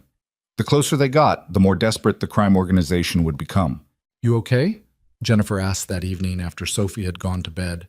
They were sitting at the kitchen table, Ryan reviewing security protocols, Jennifer pretending to work on case notes, but mostly just staring at her laptop. I'm fine, Ryan said automatically. You don't look fine. You look like you haven't slept in a week. Ryan glanced up at her. She looked exhausted herself, the stress of the situation aging her in real time. I sleep enough. When? Because I hear you walking the perimeter at 2 in the morning, and 3, and 4. That's my job. Your job is to protect us, not work yourself into the ground, Jennifer said quietly. You're not going to be much good to Sophie and me if you collapse from exhaustion. Ryan wanted to argue, but she had a point. He'd been running on adrenaline and coffee for over a week, grabbing sleep in 2-hour chunks when he could. It wasn't sustainable. I'll get some rest tonight, he conceded. Chen's team is on perimeter. I can afford a few hours. Jennifer nodded, then hesitated. Can I ask you something personal? Sure. Why are you doing this? I mean, really, the FBI said you're a consultant, that you normally do corporate training. This is completely different. Why take this assignment? Ryan was quiet for a moment, thinking about how to answer. You have a daughter, he finally said. So do I. She's 6. And if someone threatened her, I'd want to know that the person protecting her actually gave a damn about keeping her safe. Not just doing a job, but really caring. Jennifer's eyes filled with tears. Thank you for caring. Sophie's a good kid. You've done a great job with her. I'm terrified I've traumatized her for life, Jennifer admitted, wiping at her eyes. Pulling her out of school, hiding her away like this. She keeps asking when we can go home, and I don't know what to tell her. Tell her the truth, Ryan said. Not the details, but the truth. That you're doing something important, something that matters, and that requires keeping her safe for a little while. Kids understand more than we give them credit for. Is that what you tell your daughter when you have to go away? Ryan smiled slightly. Something like that. She knows I help people. She's proud of that, even when she misses me. Do you miss her, your daughter? Every single day, Ryan said quietly. But I call her every night. It helps. They sat in comfortable silence for a few minutes. Outside, the neighborhood was settling into evening routines. Porch lights coming on, garage doors closing, the normal sounds of suburban life that felt surreal given the circumstances. The FBI thinks I'm crazy, Jennifer said suddenly, for going through with this trial. They've offered me deals, relocations, ways out, but I can't walk away. These people hurt so many families. If I don't testify, no one will. That takes courage. It takes stubbornness, Jennifer corrected with a slight smile. My ex-husband used to say I never knew when to quit. Ex-husband? He left 2 years ago. Couldn't handle the stress of my job, the long hours, the danger. Decided he'd rather start over with someone whose career didn't involve death threats. The bitterness in her voice was unmistakable. I'm sorry. Don't be. Sophie and I are better off without him. Jennifer closed her laptop. What about you? Your daughter's mother? She died 3 years ago. Car accident. I'm so sorry, Jennifer said, genuine sympathy in her voice. That must have been incredibly hard. It was. Still is sometimes. Ryan stood and stretched, his back protesting from too many hours hunched over security monitors. But you keep going because you have to. For them. For them, Jennifer echoed. Ryan did sleep that night, 4 solid hours, the most he'd gotten since the assignment started. He woke to his phone buzzing with a text from Victoria. Thinking about you, stay safe. He smiled and texted back. Always. How's Emma? She and your mom made cookies yesterday, brought some by the office. Emma gave me a very serious lecture about proper chocolate chip distribution. Ryan could picture it perfectly. Emma with flour on her nose, explaining the precise ratio of chocolate chips to dough with the kind of authority only a 6-year-old could muster. Sounds like her. Tell her I miss her. Tell her yourself. She's planning to call you tonight to discuss important cookie matters. The second threat came on day 14. Ryan was running a routine security check when the FBI's surveillance team flagged suspicious activity 3 blocks away. A vehicle circling the neighborhood multiple times, slowing near their street, then leaving. Different car than before, different pattern, but definitely wrong. Agent Richardson called within minutes. We're tracking them. Black SUV, 2 occupants. They've circled your area twice in the past hour. Have they made the safe house? Ryan asked, already moving to secure the interior. We don't think so, but they're looking for something. Ryan's mind raced through possibilities. They'd been careful. No patterns, no predictable movements, minimal external contact. But if the organization had resources inside the FBI or the prosecutor's office, they could have narrowed down potential locations. I want to move them, Ryan said. Tonight. We don't have another safe house ready. Us. Then get one ready. I'm not waiting for them to confirm our location. Richardson was quiet for a moment. Let me make some calls. 6 hours later, they were packing. Sophie didn't understand why they had to leave her yellow room, and her tears nearly broke Ryan's heart. I know it's scary, sweetheart, he said, kneeling down to her level. But we're going to another house that's even safer, and you can bring all your toys. Even Peanut. Especially Peanut. The move happened at midnight. Ryan coordinated with Chen's team, staggering departure times, using multiple vehicles, taking circuitous routes designed to identify and shake any surveillance. Jennifer and Sophie rode in an unmarked FBI van. Ryan followed in a separate vehicle, his eyes constantly checking mirrors and side streets. The new safe house was in a different suburb, a single-family home set back from the road with good sightlines and multiple escape routes. Not ideal, but better than staying in a compromised location. They arrived at 2 a.m. Sophie had fallen asleep in the van, and Jennifer carried her inside while Ryan cleared the house room by room. The FBI had done a basic setup, but it lacked the personal touches of the previous location. I'm sorry, Ryan told Jennifer as she laid Sophie on an unfamiliar couch. I know this is hard. It's necessary, Jennifer said, though she looked ready to collapse. That's what matters. Ryan's phone buzzed. Victoria. Sorry for the late text. Chen updated me on the move. You okay? He stepped outside to respond, not wanting to disturb Jennifer and Sophie. Tired, frustrated, but we're secure. You sound stressed. I'm fine. Ryan. Victoria's voice carried a note of concern, even through text. Talk to me. He called her instead of texting back. She answered immediately. Hey, she said softly. What's wrong? Nothing's wrong. Everything's under control. You're a terrible liar. Ryan sighed and sat down on the front steps of the unfamiliar house. I just moved them in the middle of the night because someone was circling the neighborhood. Sophie's terrified, Jennifer's barely holding it together, and the trial is still 8 days away. So yeah, I'm a little stressed. You're doing everything right, Victoria said. You identified the threat and neutralized it by relocating. That's exactly what you should have done. Doesn't make it easier. No, Victoria agreed. It doesn't, but it makes it right. Ryan was quiet for a moment, listening to the sounds of the unfamiliar neighborhood. How's Emma? She misses you, but she's okay. Your mom's taking good care of her. And the office? Marcus has everything under control. Stop worrying about us and focus on your assignment. I can't help it. Victoria's voice softened even more. I know. That's one of the things She paused. That's one of your strengths. You care about everyone, but right now Jennifer and Sophie need you to care about them most. I know. Call me if you need anything. Doesn't matter what time. Okay. And Ryan, you're going to get them through this. I know you will. After they hung up, Ryan sat on those steps for another 20 minutes, letting the cool night air clear his head. Victoria's confidence in him should have been reassuring.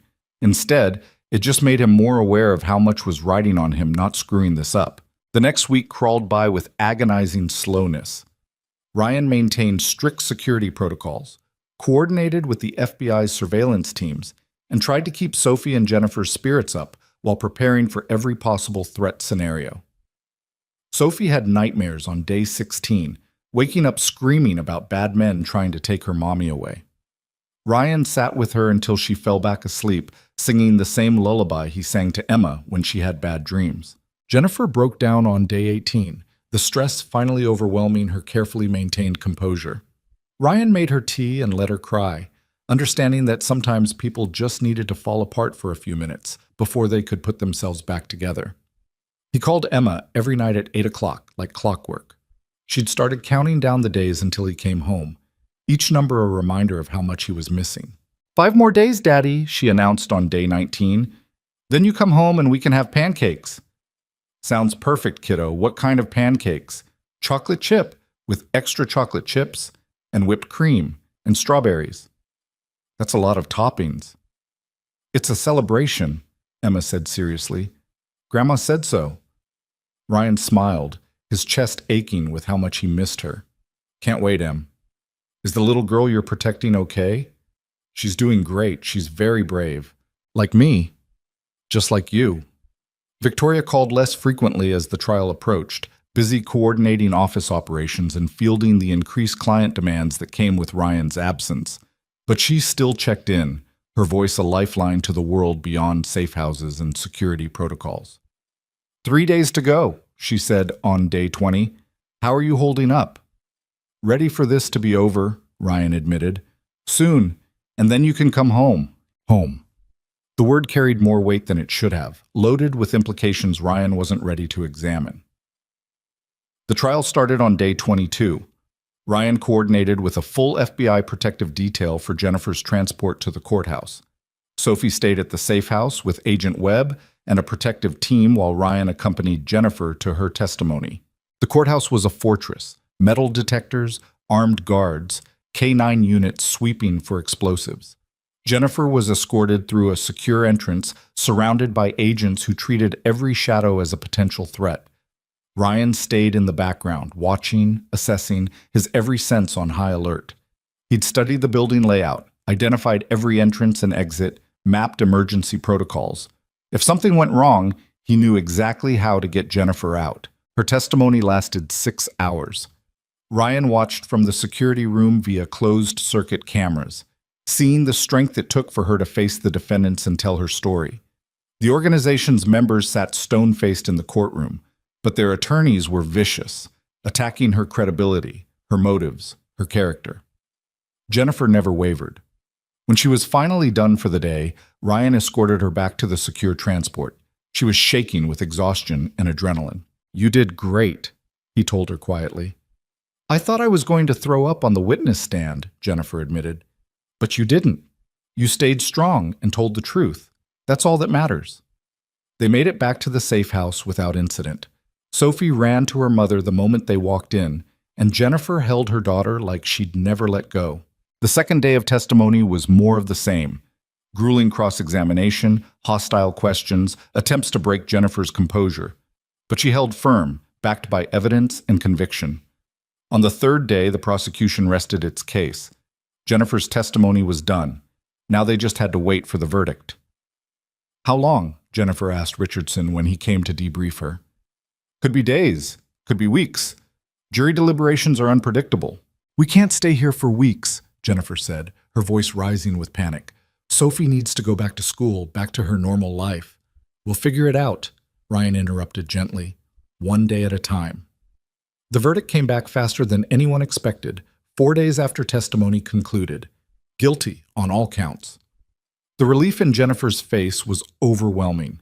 She sobbed and laughed simultaneously, holding Sophie while the little girl asked what was wrong and why Mommy was crying. "Happy tears, baby," Jennifer managed.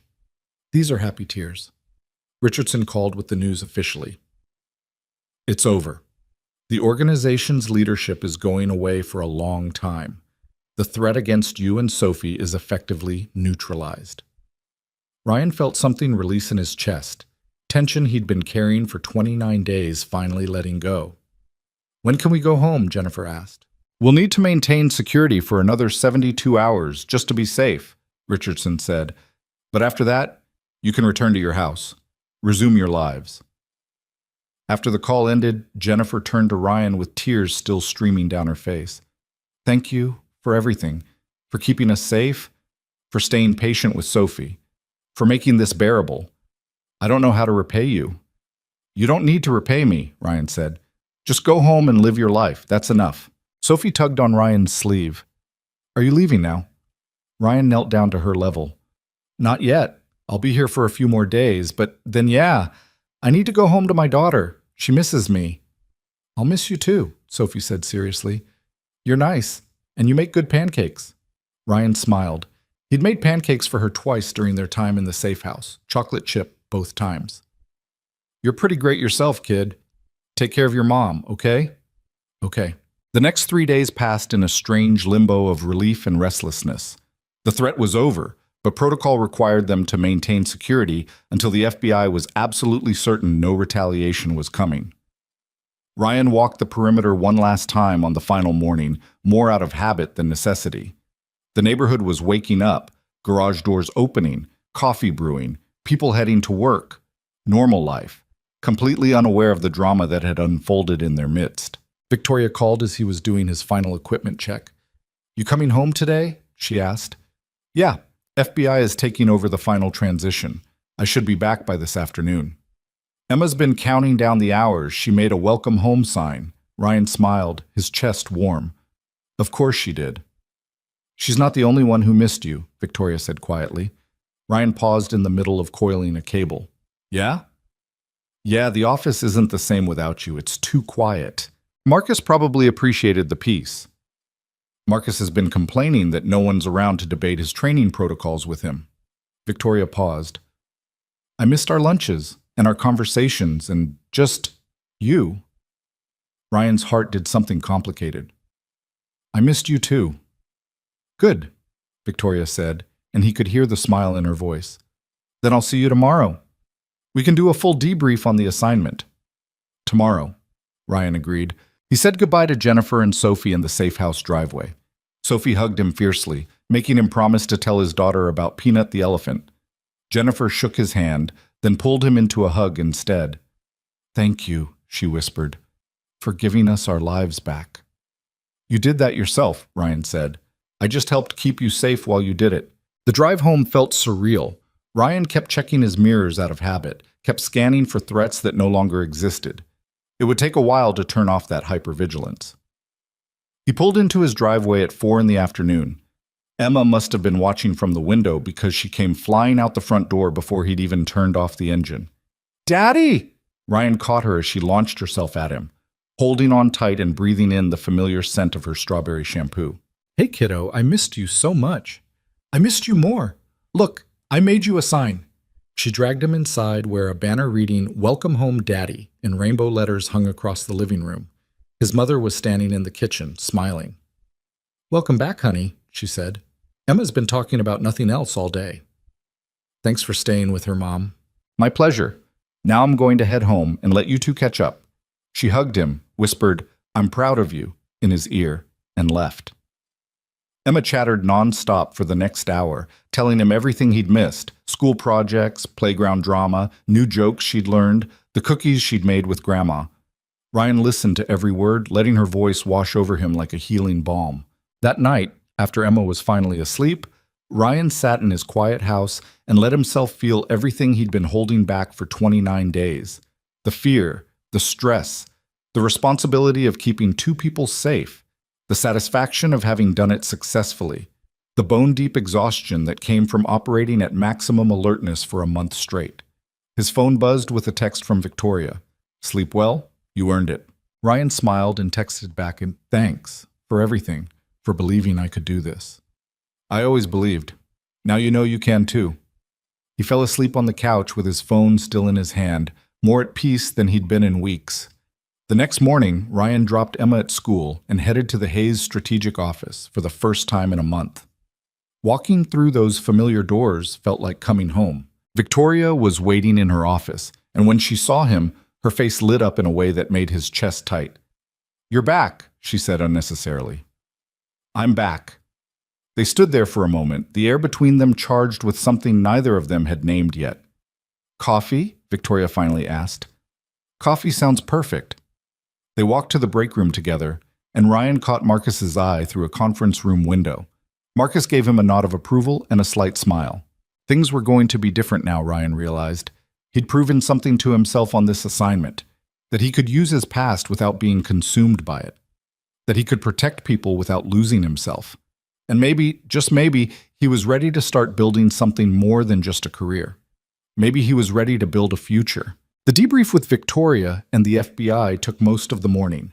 Ryan walked them through every decision he'd made during the assignment, every threat assessment, every protocol adjustment.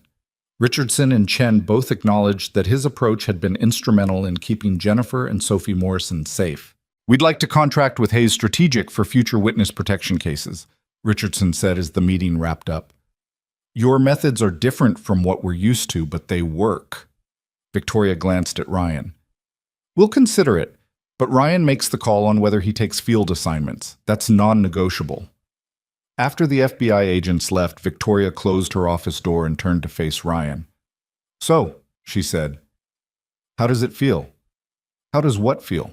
"Knowing you just successfully protected two people for a month under serious threat conditions. Knowing you proved you can do this work at the highest level." Ryan shrugged, uncomfortable with the praise. "I did what I was hired to do." "You did more than that," Victoria said firmly. "You kept a scared woman and her daughter not just alive, but emotionally intact. The FBI said Sophie actually seemed happy most of the time you were protecting her. That's not just good security work, Ryan. That's exceptional." "She's a good kid. Made it easy." Victoria smiled and shook her head. "You really don't know how to take a compliment, do you?" "Not really my thing." "Well, get used to it, because word's already spreading. I've had 3 inquiries this morning about our protection services. Everyone wants the consultant who kept the Morrison case from becoming a disaster." Ryan felt his stomach tighten. "I'm not interested in becoming some high-profile protection specialist. That's not why I took this job." "I know," Victoria said quickly, "and I'm not asking you to. But the Morrison assignment proved something important, that our company can handle complex, high-stakes situations. That opens doors for growth. Better contracts, bigger clients, more resources." She paused. "More opportunities to help people who actually need it." Ryan studied her face.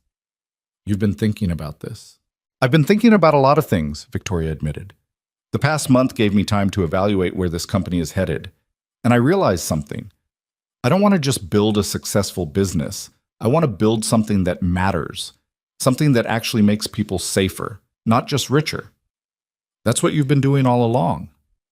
Maybe, but I want to do more of it, and I can't do that without you. The weight of her words hung between them. Ryan walked to the window, looking out over the city.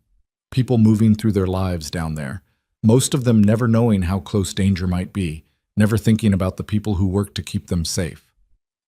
I need to ask you something, he said without turning around. Anything. Why did you really offer me this job? That first day at the restaurant, you saw me for maybe 5 minutes. That's not enough time to evaluate someone for a senior position.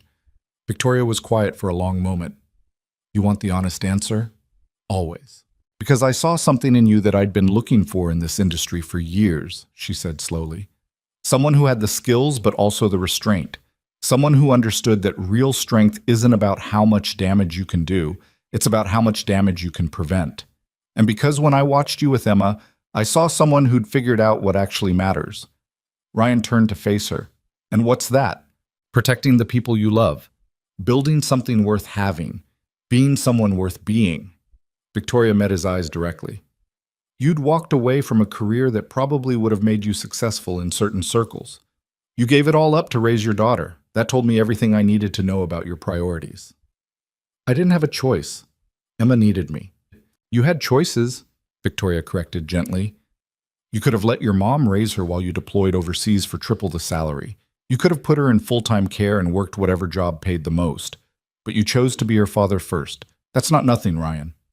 Ryan looked away, uncomfortable with being seen so clearly. She's my kid. That's what you do. That's what good parents do, Victoria said, and there are fewer of those than you think. They stood in silence for a moment, the office bustling with activity beyond the closed door. Ryan could hear Marcus running a training session down the hall, the familiar sounds of the company that had become his second home. I got an offer last week, he said abruptly. Victoria's expression flickered. Surprise, maybe concern. What kind of offer? Private military contractor.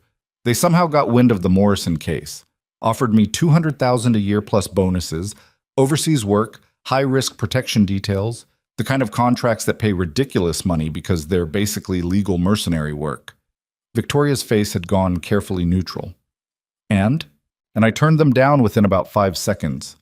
Ryan smiled slightly at her visible relief. They seemed shocked, kept increasing the offer like I was negotiating. Couldn't understand why I'd say no to that kind of money. Why did you say no? Because I've done that work. I know what it costs, and it's not worth any amount of money. Ryan moved back toward her desk, leaning against it. I spent years of my life in places where violence was the default answer to every problem, where the only thing that mattered was completing the mission, and everything else was just collateral. And I was good at it, really good. But it hollowed me out, Victoria. By the time I left, I barely recognized myself. Victoria listened without interrupting, her full attention on him. Then Sarah died, and suddenly I had Emma depending on me, Ryan continued, and I had to figure out who I wanted to be for her, what kind of example I wanted to set. And I realized that the person I'd been, the soldier who could execute a mission without hesitation, that wasn't someone I wanted my daughter to know. So you became someone different. I tried to, but I didn't know how to use what I'd learned in a way that felt right. I just buried it, worked a dead-end job, barely survived. Ryan met her eyes. Until you showed me there was another way, that I could use those skills to actually help people instead of just hurting them. That protection and violence aren't the same thing. Victoria's expression had softened. You figured that out yourself. I just gave you the opportunity. You gave me more than that. You gave me a future I didn't think I could have. The air between them shifted, charged with something that had been building for months. Victoria took a step closer. Ryan. A knock on the door interrupted whatever she'd been about to say. Marcus stuck his head in. Sorry to interrupt, but we've got a situation with the Dennison contract. Their CEO wants to revise the security assessment, and he's insisting on talking to you specifically, Victoria. Victoria closed her eyes briefly, frustration flickering across her face. Tell him I'll call him in 10 minutes. He's kind of demanding it be now. Then he can wait 11 minutes, Victoria said with forced patience. Close the door, Marcus. Marcus raised his eyebrows, but complied, shutting the door behind him. Victoria turned back to Ryan. Sorry, where were we? You were about to say something. Right. She took a breath, seeming uncharacteristically nervous. This is probably terrible timing and completely unprofessional, but I've been thinking about this for months and I can't keep ignoring it. Ryan's heart started beating faster. Ignoring what? The fact that somewhere along the way you stopped being just my employee. Victoria held his gaze. And I stopped being just your boss. And we've both been pretending we haven't noticed. Ryan opened his mouth, then closed it, having no idea what to say. I'm probably making this awkward, Victoria continued, a slight flush creeping up her neck. And if I'm completely misreading this situation, just tell me and we'll never mention it again, but I needed to at least— You're not misreading it, Ryan interrupted quietly. Victoria stopped mid-sentence. I'm not? No. I've been thinking about you for months, about us, about what this is becoming. He ran a hand through his hair. But I kept talking myself out of saying anything because you're my boss. And I didn't want to mess up what we've built here, and I have Emma to consider, and you're overthinking it, Victoria said with a slight smile. Probably. They stood there looking at each other, both of them clearly wanting to close the distance, but neither quite sure how to make the first move. Ryan's phone buzzed. Emma's school. I need to take this, he said apologetically, pulling it out. It's Emma's school. Of course. The call was brief. Emma had a slight fever and needed to be picked up early. Ryan hung up and looked at Victoria with genuine regret. I have to go get her. I know. Go. Family first, Victoria smiled. Always family first. Ryan headed for the door, then paused with his hand on the handle. Victoria? Yeah? Can we continue this conversation soon? I'd like that. Ryan picked Emma up from school and spent the rest of the day taking care of her, checking her temperature, making soup she barely touched, setting her up on the couch with blankets and her favorite movies. She wasn't seriously sick, just fighting off something that was going around her class, but she milked the attention for all it was worth. Daddy, can you sit with me? She asked as the credits rolled on her third movie. Sure, kiddo. Ryan settled on the couch beside her, and Emma immediately curled up against his side. They sat in comfortable silence for a while, Emma playing with the strings on his hoodie the way she'd done since she was tiny. Daddy? She finally said, her voice small. Yeah, Em? Are you going to go away again? Like you did to help that little girl? Ryan's chest tightened. I might have to sometimes. For work. But never for that long again, if I can help it. Promise? I promise to try my hardest. Emma was quiet, processing this. I was really scared when you were gone. I didn't tell Grandma because I didn't want her to worry, but I kept thinking maybe you wouldn't come back, like Mommy didn't come back. Ryan felt like he'd been punched. He pulled Emma closer, kissing the top of her head. Oh, sweetheart, I'm not going anywhere. I'm always coming back to you. Always. You can't promise that, Emma said, with the kind of wisdom that shouldn't exist in a 6-year-old. Nobody can promise that. Mommy couldn't. Ryan didn't know what to say. She was right. He couldn't guarantee he'd always come home. Nobody could. But he could promise to try. To fight like hell to make it back to her no matter what. You're right, he said honestly. I can't promise nothing bad will ever happen. But I can promise that I will do everything in my power to come home to you, and that you are the most important thing in my life.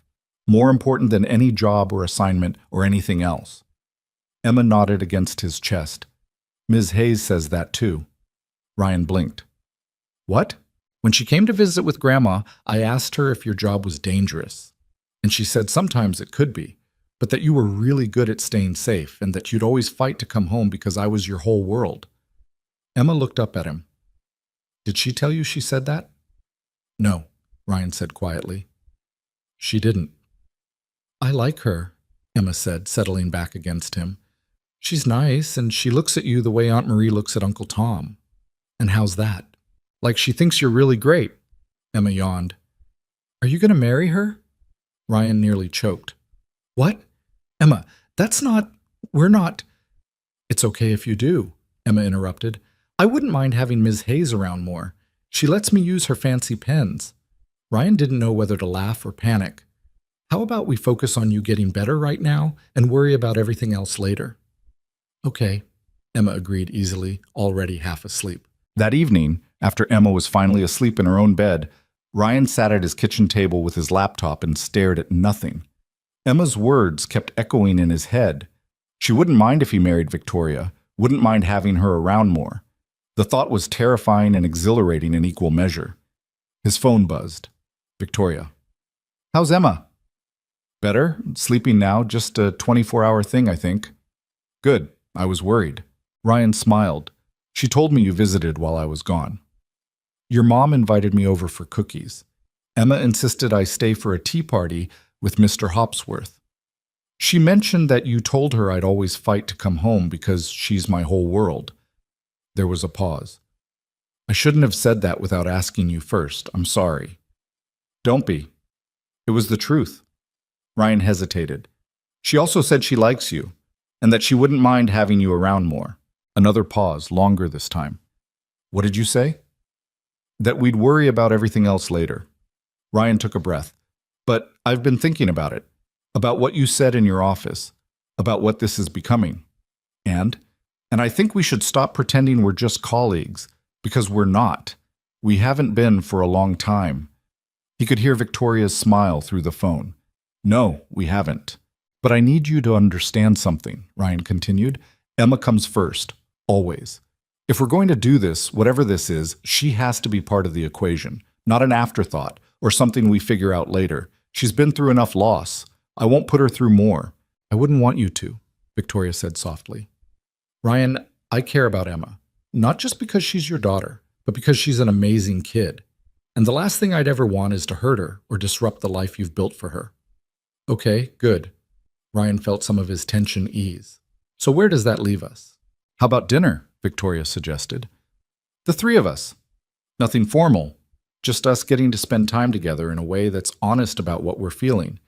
Let Emma see that there might be something here. See how she actually feels about it, instead of just asking hypothetically. Ryan thought about it. She'd like that. She's been asking when we can have lunch with you again. Is Friday too soon? I know a place that has great pasta and makes these chocolate lava cakes that Emma would lose her mind over. Friday works, Ryan said, warmth spreading through his chest. It's a date, or a family dinner, or whatever we're calling it. Let's call it the beginning of something, Victoria said, and see where it goes from there. Friday arrived with Emma practically vibrating with excitement. She'd insisted on wearing her favorite dress, purple with sparkles, and had made Ryan promise they could bring Mr. Hopsworth. He's part of the family, Daddy. He should be there for important things. Ryan didn't argue. They met Victoria at a family-friendly Italian place that managed to be nice without being stuffy. Emma spotted Victoria immediately and ran ahead, getting a hug before Ryan even made it to the table. You look so pretty, Emma announced. So do you, Victoria said seriously. I love the sparkles. They're for special occasions. Daddy said this was special. Victoria glanced at Ryan over Emma's head, her expression soft. It definitely is. Dinner was easy in a way Ryan hadn't expected. Emma dominated the conversation, telling Victoria about school and her friends, and the book she was reading about a girl who discovered she could talk to animals. Victoria listened with genuine interest, asking questions and sharing stories from her own childhood. Ryan watched them interact and felt something settle in his chest. This could work. This could really work. After dinner, Victoria ordered the chocolate lava cake with 3 spoons, and they shared it while Emma declared it the best dessert she'd ever had. Ms. Hayes, Emma said, suddenly, her face serious. Can I ask you something? Of course, Victoria said. Do you like my daddy? Like him? Ryan nearly choked on his water. Victoria handled it with more grace, meeting Emma's eyes directly. I do, she said honestly. I like him very much. Is that okay with you? Emma considered this carefully. Are you going to be nice to him? I'm going to do my very best to be. And you won't leave? Like people do sometimes? Victoria's expression crumbled slightly at the question, understanding exactly what Emma was really asking. Emma, I can't promise that nothing will ever go wrong. Life doesn't work that way. But I can promise that I care about your dad, and I care about you, and I'm not going anywhere unless you or your dad want me to go, okay? Emma nodded, seemingly satisfied. Okay, then I think it's good. You make Daddy smile more. Ryan felt his throat tighten with emotion. Can I be excused to go look at the fish tank? Emma asked, already sliding out of her chair. Stay where we can see you, Ryan said. Once Emma was safely occupied watching the large aquarium near the entrance, Victoria turned to Ryan with tears in her eyes. She's incredible, she said quietly. You've done such an amazing job with her. She's had to grow up too fast, Ryan said. Deal with things no kid should have to deal with. And she's still full of joy and curiosity and hope. That's because of you. They sat in comfortable silence for a moment, watching Emma press her face against the glass, pointing excitedly at different fish. So, Victoria said, I passed the test? With flying colors, Ryan confirmed, though I'm pretty sure the chocolate cake helped. Victoria laughed. I'm not above bribery. Good to know. Ryan reached across the table and took her hand. Victoria laced her fingers through his, and it felt like the most natural thing in the world. The next 6 months brought changes that felt both monumental and surprisingly easy. Ryan and Victoria navigated their relationship carefully, always keeping Emma's needs at the center of every decision. They went slow, family dinners, weekend outings, movies at Ryan's house, where Emma would inevitably fall asleep between them on the couch. Victoria became a steady presence in their lives without trying to replace Sarah or force herself into spaces where she didn't belong. She showed up at Emma's school events, brought supplies when Emma had science projects due, and taught her how to make a proper PowerPoint presentation for show and tell. Emma flourished with the additional attention, and Ryan found himself falling harder for Victoria every time he watched her interact with his daughter. At work, Hayes Strategic continued to grow. The Morrison case had opened doors to government contracts and high-level corporate clients. Ryan developed new training programs that became industry standards. Marcus finally admitted that having Ryan around made him a better instructor. Don't let it go to your head, Marcus said when Ryan caught him using one of Ryan's threat recognition techniques in a session. I'm just borrowing your good ideas. Sure you are, Ryan said with a grin. Jennifer Morrison stayed in touch, sending occasional updates about how she and Sophie were doing. Sophie had drawn Ryan a picture of him and Peanut, the elephant, saving the day, which now hung in his office at home. But not everything was smooth. Ryan still had nightmares sometimes about missions gone wrong, about threats he'd missed. He still struggled with letting his guard down, with trusting that things could stay good. Victoria had her own challenges, learning how to share control, accepting that she couldn't solve every problem with planning and protocols. Her tendency to work 16-hour days clashed with Ryan's insistence on family time. They had their first real fight on a Tuesday evening when Victoria missed a dinner she'd promised to attend because a client crisis ran late. Emma had been disappointed, and Ryan had been furious in a way that surprised both of them. You said you'd be here, he said when she finally called to apologize. Emma made place cards. She was so excited to show you her science project. I know, and I'm sorry, Victoria said, stress evident in her voice. But this client pays for 20% of our operating budget, Ryan. I couldn't just leave in the middle of a crisis. There's always going to be a crisis. There's always going to be another client emergency. But Emma's only 6 once. You don't get these years back. You think I don't know that? Victoria's voice rose. You think I don't feel terrible about missing dinner? But I have a company to run, responsibilities I can't just ignore. I'm not asking you to ignore them. I'm asking you to keep your promises to a 6-year-old. The silence on the line was heavy. You're right, Victoria finally said quietly. I'm sorry. I should have called earlier, should have managed this differently. I'll apologize to Emma tomorrow. She'll forgive you. She always does. But Victoria, if this is going to work, you have to be present. Not just physically showing up, but actually being here. Emma's had enough people disappoint her. I know, Victoria said, her voice thick with emotion. I'll do better, I promise. And she did. She started blocking off time in her calendar specifically for Emma and Ryan, treating those commitments as non-negotiable. She delegated more, trusted Marcus and her other senior staff to handle crises. She learned that being a good partner and being a good CEO didn't have to be mutually exclusive. Ryan learned his own lessons, that not every missed dinner was abandonment, that Victoria was allowed to have priorities beyond their family, that his fear of loss couldn't dictate how he controlled everyone around him. They learned how to be together, messily, imperfectly, but honestly. A year after the Morrison case, Ryan got another offer, this time from a government agency that wanted him to develop training programs for Federal Protective Services. The pay was astronomical, The position was prestigious. It would have been a massive career advancement. He turned it down. Why? Victoria asked when he told her. This is an incredible opportunity. Because it would mean traveling 3 weeks out of every month. Being away from Emma that much. Missing her childhood. Ryan shrugged. I've already got an incredible opportunity right here. Why would I leave it? Victoria kissed him. You're absolutely sure? I'm sure.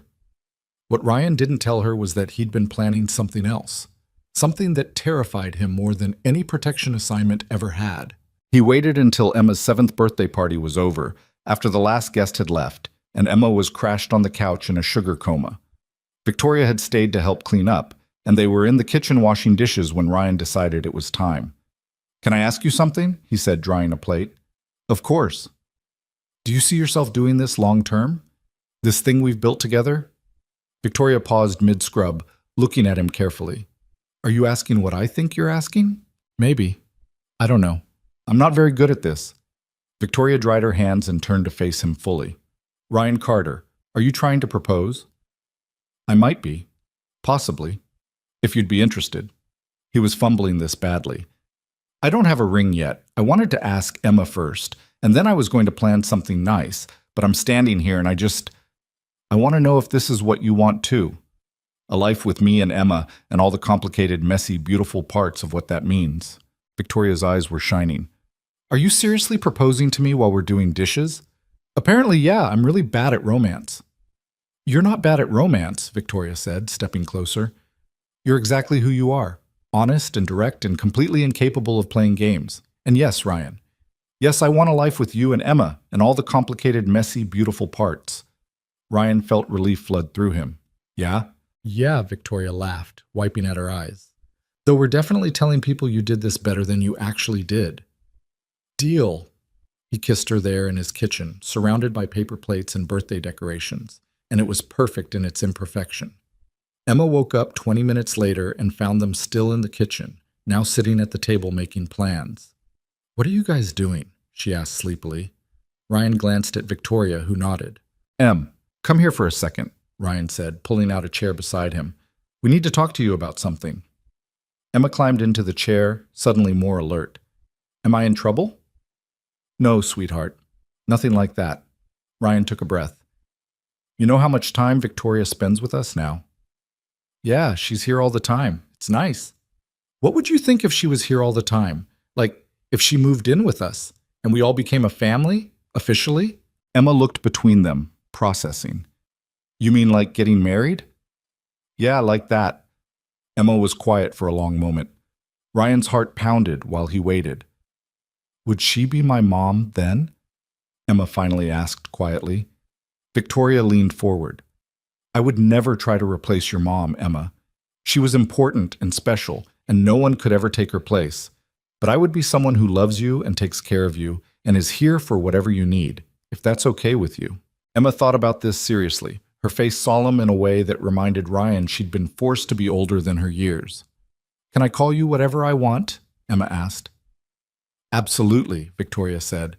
Whatever feels right to you. Okay, Emma nodded decisively. Then yes, I think it's good. You make Daddy happy, and you teach me cool stuff, and you always remember that I don't like pickles. Ryan laughed, emotion thick in his throat. Those are excellent reasons. Can we tell Grandma? Emma asked, already excited. She's going to be so happy. She told me last week that you and Ms. Hayes were good for each other, but she didn't think Daddy would get his act together anytime soon. Your grandma said that? Ryan asked. Yep. I didn't know what it meant, but now I do. Emma yawned. Can I go back to sleep now? Go ahead, kiddo. After Emma had shuffled back to the couch, Victoria turned to Ryan with a smile. Well, that went better than expected. My mom thinks I needed to get my act together, apparently. Your mom is a wise woman. They got married 6 months later in Ryan's backyard, surrounded by family and friends and Hayes' strategic staff who'd become family too. Emma was the flower girl, taking her job incredibly seriously and making sure every petal was perfectly placed. Marcus served as Ryan's best man and only teased him minimally about getting sappy. Jennifer and Sophie Morrison came to the wedding, Sophie clutching Peanut and telling everyone about how Ryan had kept them safe. She and Emma bonded immediately over their shared love of stuffed animals and immediately started planning a play date. Ryan's mother cried through the entire ceremony and told Victoria afterward that she'd been waiting for Ryan to find happiness again since Sarah died. "Take care of my boy," she said, hugging Victoria tight. "I will," Victoria promised. "He takes pretty good care of me, too." The reception was casual and warm, full of laughter and terrible dancing, and Emma giving a toast that mostly consisted of her explaining how Victoria had finally learned to make pancakes the right way, with extra chocolate chips. As the evening wound down and guests started leaving, Ryan found himself standing at the edge of the backyard watching Emma and Sophie chase fireflies while Victoria talked with Jennifer. Marcus appeared beside him with 2 beers, handing one over. "You did good, man," Marcus said. "Thanks. Never thought I'd see the day. You were so determined to keep everyone at arm's length when you first started." Ryan smiled. "Victoria didn't give me much choice. She saw something in you that you didn't see in yourself. That's rare." They stood in comfortable silence for a moment, watching the party. "You know what the best part is?" Marcus said. "You figured out how to use everything you learned, all that training, all those hard experiences, in a way that actually builds things instead of destroying them. Not a lot of people manage that transition." Ryan thought about the person he'd been 4 years ago, exhausted, barely surviving, convinced his past was something to escape rather than integrate. Then he thought about who he was now, a father, a husband, a professional who helped keep people safe without losing himself in the process. "I had help," Ryan said simply. "Yeah, you did. But you still had to do the work." Victoria appeared at Ryan's other side, slipping her hand into his. "What are you two discussing so seriously?" "Just telling Ryan he's done well for himself," Marcus said. "Don't let it go to his head." "I'll do my best," Victoria said with a smile. Marcus excused himself to help with cleanup, leaving Ryan and Victoria alone at the edge of their celebration. "Happy?" Victoria asked quietly. Ryan pulled her closer, watching Emma's delighted laugh as she caught a firefly. "Yeah, really happy." "Good, because I have news that might make you even happier." Ryan looked down at her. "Yeah?" Victoria pulled a folder from seemingly nowhere. She always had a folder, and handed it to him. "I've been working on this for a few months. Wanted to wait until after the wedding to tell you." Ryan opened it and found plans for a new division of Hayes Strategic, one focused specifically on training programs for at-risk youth, teaching conflict de-escalation and protective skills to kids who needed them most. "I want to use everything we've built to actually help kids," Victoria said. "Teach them how to stay safe, how to protect each other, how to recognize and avoid dangerous situations. And I want you to run it." Ryan looked at the plans, then at his wife, with tears in his eyes. "Victoria, this is something that matters," she finished. "We've got the resources now. We've got the expertise. We can actually make a difference for kids like Emma, like Sophie Morrison. Kids who need someone to teach them that they're worth protecting." Ryan kissed her, not caring that they were in the middle of their wedding reception. "Have I mentioned that I love you?" "Once or twice," Victoria said against his lips, "but I never get tired of hearing it." Emma came running over, Firefly safely released back into the night. "Daddy, Victoria, come dance! They're playing the good songs!" She grabbed both their hands and dragged them toward the makeshift dance floor, where a terrible pop song from Emma's favorite movie was blasting.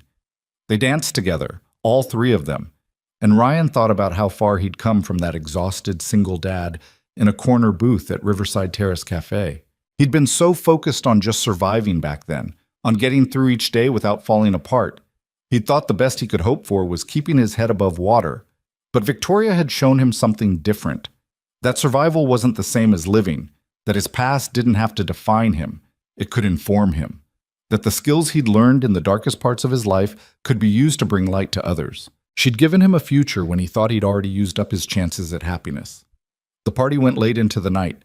After the last guests had finally left and Emma had been carried to bed by Ryan's mother, who'd volunteered to keep her for the night, Ryan and Victoria stood in their backyard looking at the mess of decorations and empty tables. "We should probably clean this up," Victoria said without much enthusiasm. "Or we could leave it for tomorrow," Ryan suggested. "You're a terrible influence." "You married me anyway." Victoria laughed and leaned into him. "Best decision I ever made." They stood there together under the stars, tired and happy and surrounded by evidence of a celebration that had brought together all the pieces of their complicated, beautiful life. "You know what I realized today?" Ryan said quietly. "What's that?" "That restaurant where we met, Riverside Terrace Cafe. I haven't been back there since that day. We should go sometime. Take Emma. Show her where it all started." "Where you defended my honor against those entitled jerks?" "Where you saw something in me that I didn't see in myself," Ryan corrected. "Where you took a chance on a guy who looked like he was barely holding it together." "You were holding it together just fine," Victoria said. "You just needed someone to notice how strong you already were." Ryan kissed the top of her head. "I noticed something else today." "What?" "Jennifer Morrison told me she's going back to school, getting her law degree. Said if she could survive testifying against a crime organization, she could handle law school." "That's amazing." She said it was because watching us build something after everything we'd both been through gave her hope that she could do the same, that she didn't have to let the hard parts define her whole story. Victoria was quiet for a moment. "We do that, build things, even when it's scary, even when it's hard." "Yeah," Ryan agreed. "We do." They stood in the quiet for a while longer before finally heading inside to start their life together as a married couple. Upstairs, Emma's room held evidence of a little girl who felt safe and loved and secure in a way that had seemed impossible 4 years ago. Ryan Carter had spent years learning how to protect others. But somewhere along the way, Victoria Hayes had taught him that the bravest thing he could do was let someone protect him too. Let someone see his broken parts and love him anyway. Let himself build a future instead of just surviving his past. The man who once survived war had discovered something even more powerful than tactical training or combat skills. He discovered that sometimes the real courage isn't in fighting, it's in choosing to heal, in choosing to hope, in choosing to believe that better days are possible if you're willing to work for them. And as Ryan checked on Emma one last time before bed, watching her sleep peacefully with Mr. Hopsworth tucked under her arm, he understood that every hard decision, every sacrifice, every moment of doubt had been worth it, because he'd found his way home, not to a place, but to people, to purpose, to a life built on protecting what mattered most. And that was worth more than any mission, any paycheck, any accolade. That was everything.